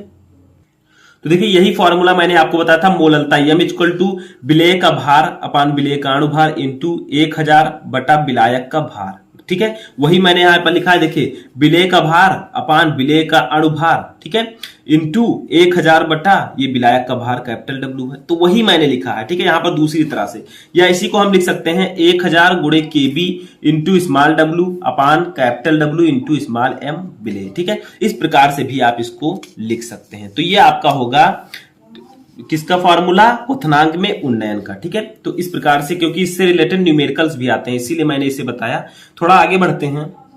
अब देखिए यहां पर स्मॉल w जो है वो विलेय की मात्रा है, मैंने अभी आपको बताया विलेय की मात्रा ग्राम में लेंगे तो 1000 ऊपर लिखेंगे, अगर किलोग्राम में लेते हैं तो ऊपर 1000 नहीं लिखेंगे, ठीक है।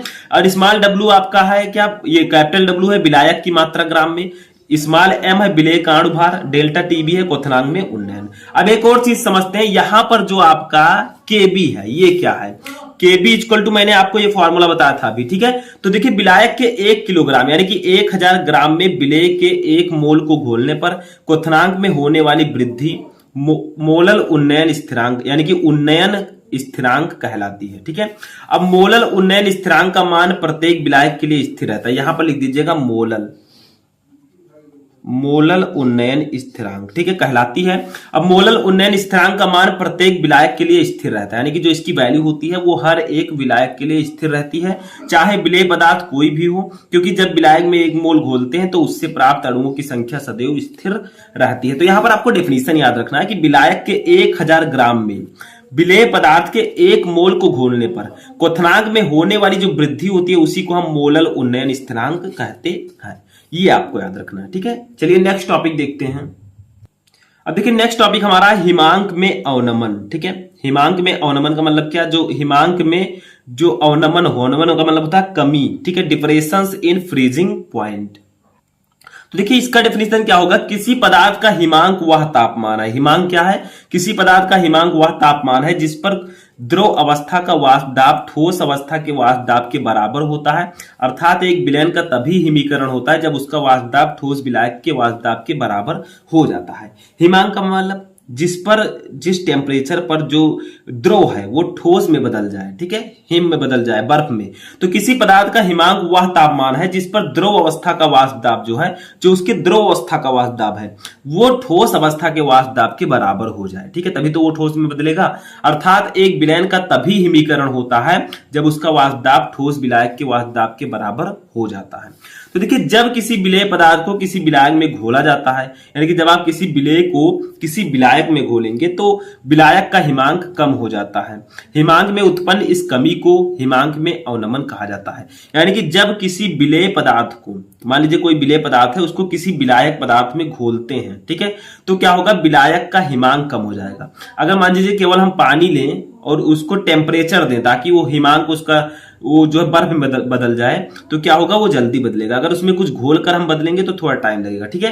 तो हिमांक में कमी आ जाएगी। तो जब किसी विलेय पदार्थ को किसी विलायक में घोला जाता है तो विलायक का हिमांक कम हो जाता है। हिमांक में उत्पन्न इस कमी को हिमांक में अवनमन कहा जाता है।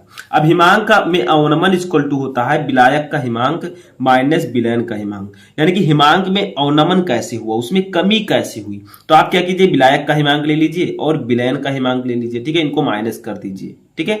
जैसे वहां पर हमने वाष्प दाब में अवनमन निकाला था, ठीक है, पहले विलायक का अवनमन, विलायक में अवनमन मैंने लिया, फिर माइनस विलयन का अवनमन, ठीक है।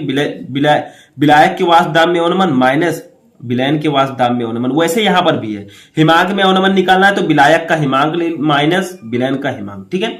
अब हिमांक में अवनमन को हम डिनोट करेंगे डेल्टा टीएफ से, ठीक है, इक्वल टू विलायक का हिमांक टी एफ नॉट, ठीक है, विलयन का हिमांक टी एफ।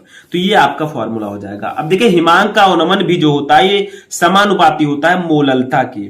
हिमांक का अवनमन समानुपाती मोललता। अब देखिए डेल्टा टीएफ हिमांक का अवनमन होगा, समानुपाती, यहां पर एम डैश हम लिखेंगे मोललता को, ठीक है, उसमें मैंने एम लिखा था। तो अब देखिए डेल टीएफ इक्वल टू, यहां पर वहां पर के भी जुड़ा था मोलल उन्नयन स्थिरांक, यहां पर के एफ जुड़ेगा, ठीक है, के एफ इंटू एम डैश। यहां के एफ है मोलल अवनमन स्थिरांक, ठीक है।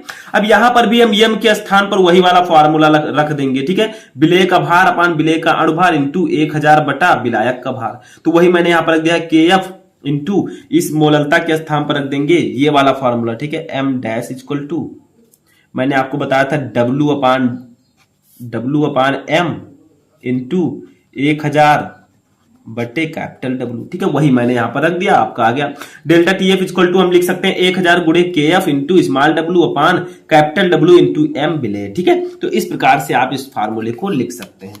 अब चलिए देखते हैं थोड़ा सा, तो यहां पर देखिए मोलल अवनमन स्थिरांक क्या होगा, के एफ, किसी विलेय के एक मोल को विलायक के 1000 ग्राम में घोलने पर हिमांक में जो अवनमन होता है उसे मोलल अवनमन स्थिरांक कहते हैं, ठीक है। तो वैसे ही डेफिनेशन आपको इसमें भी बना देना है जैसे आपने मोलल उन्नयन स्थिरांक का बनाया था, ठीक है, समझ में आ गया। अब चलिए देखते हैं अपना नेक्स्ट टॉपिक जो कि है परासरण दाब, मोस्ट इंपोर्टेंट टॉपिक है, ठीक है, इसे हम इंग्लिश में कहते हैं ऑस्मोटिक प्रेशर, ठीक है। ये क्या होता है, तो देखिए यहां पर आपको थोड़ा सा ध्यान देना है।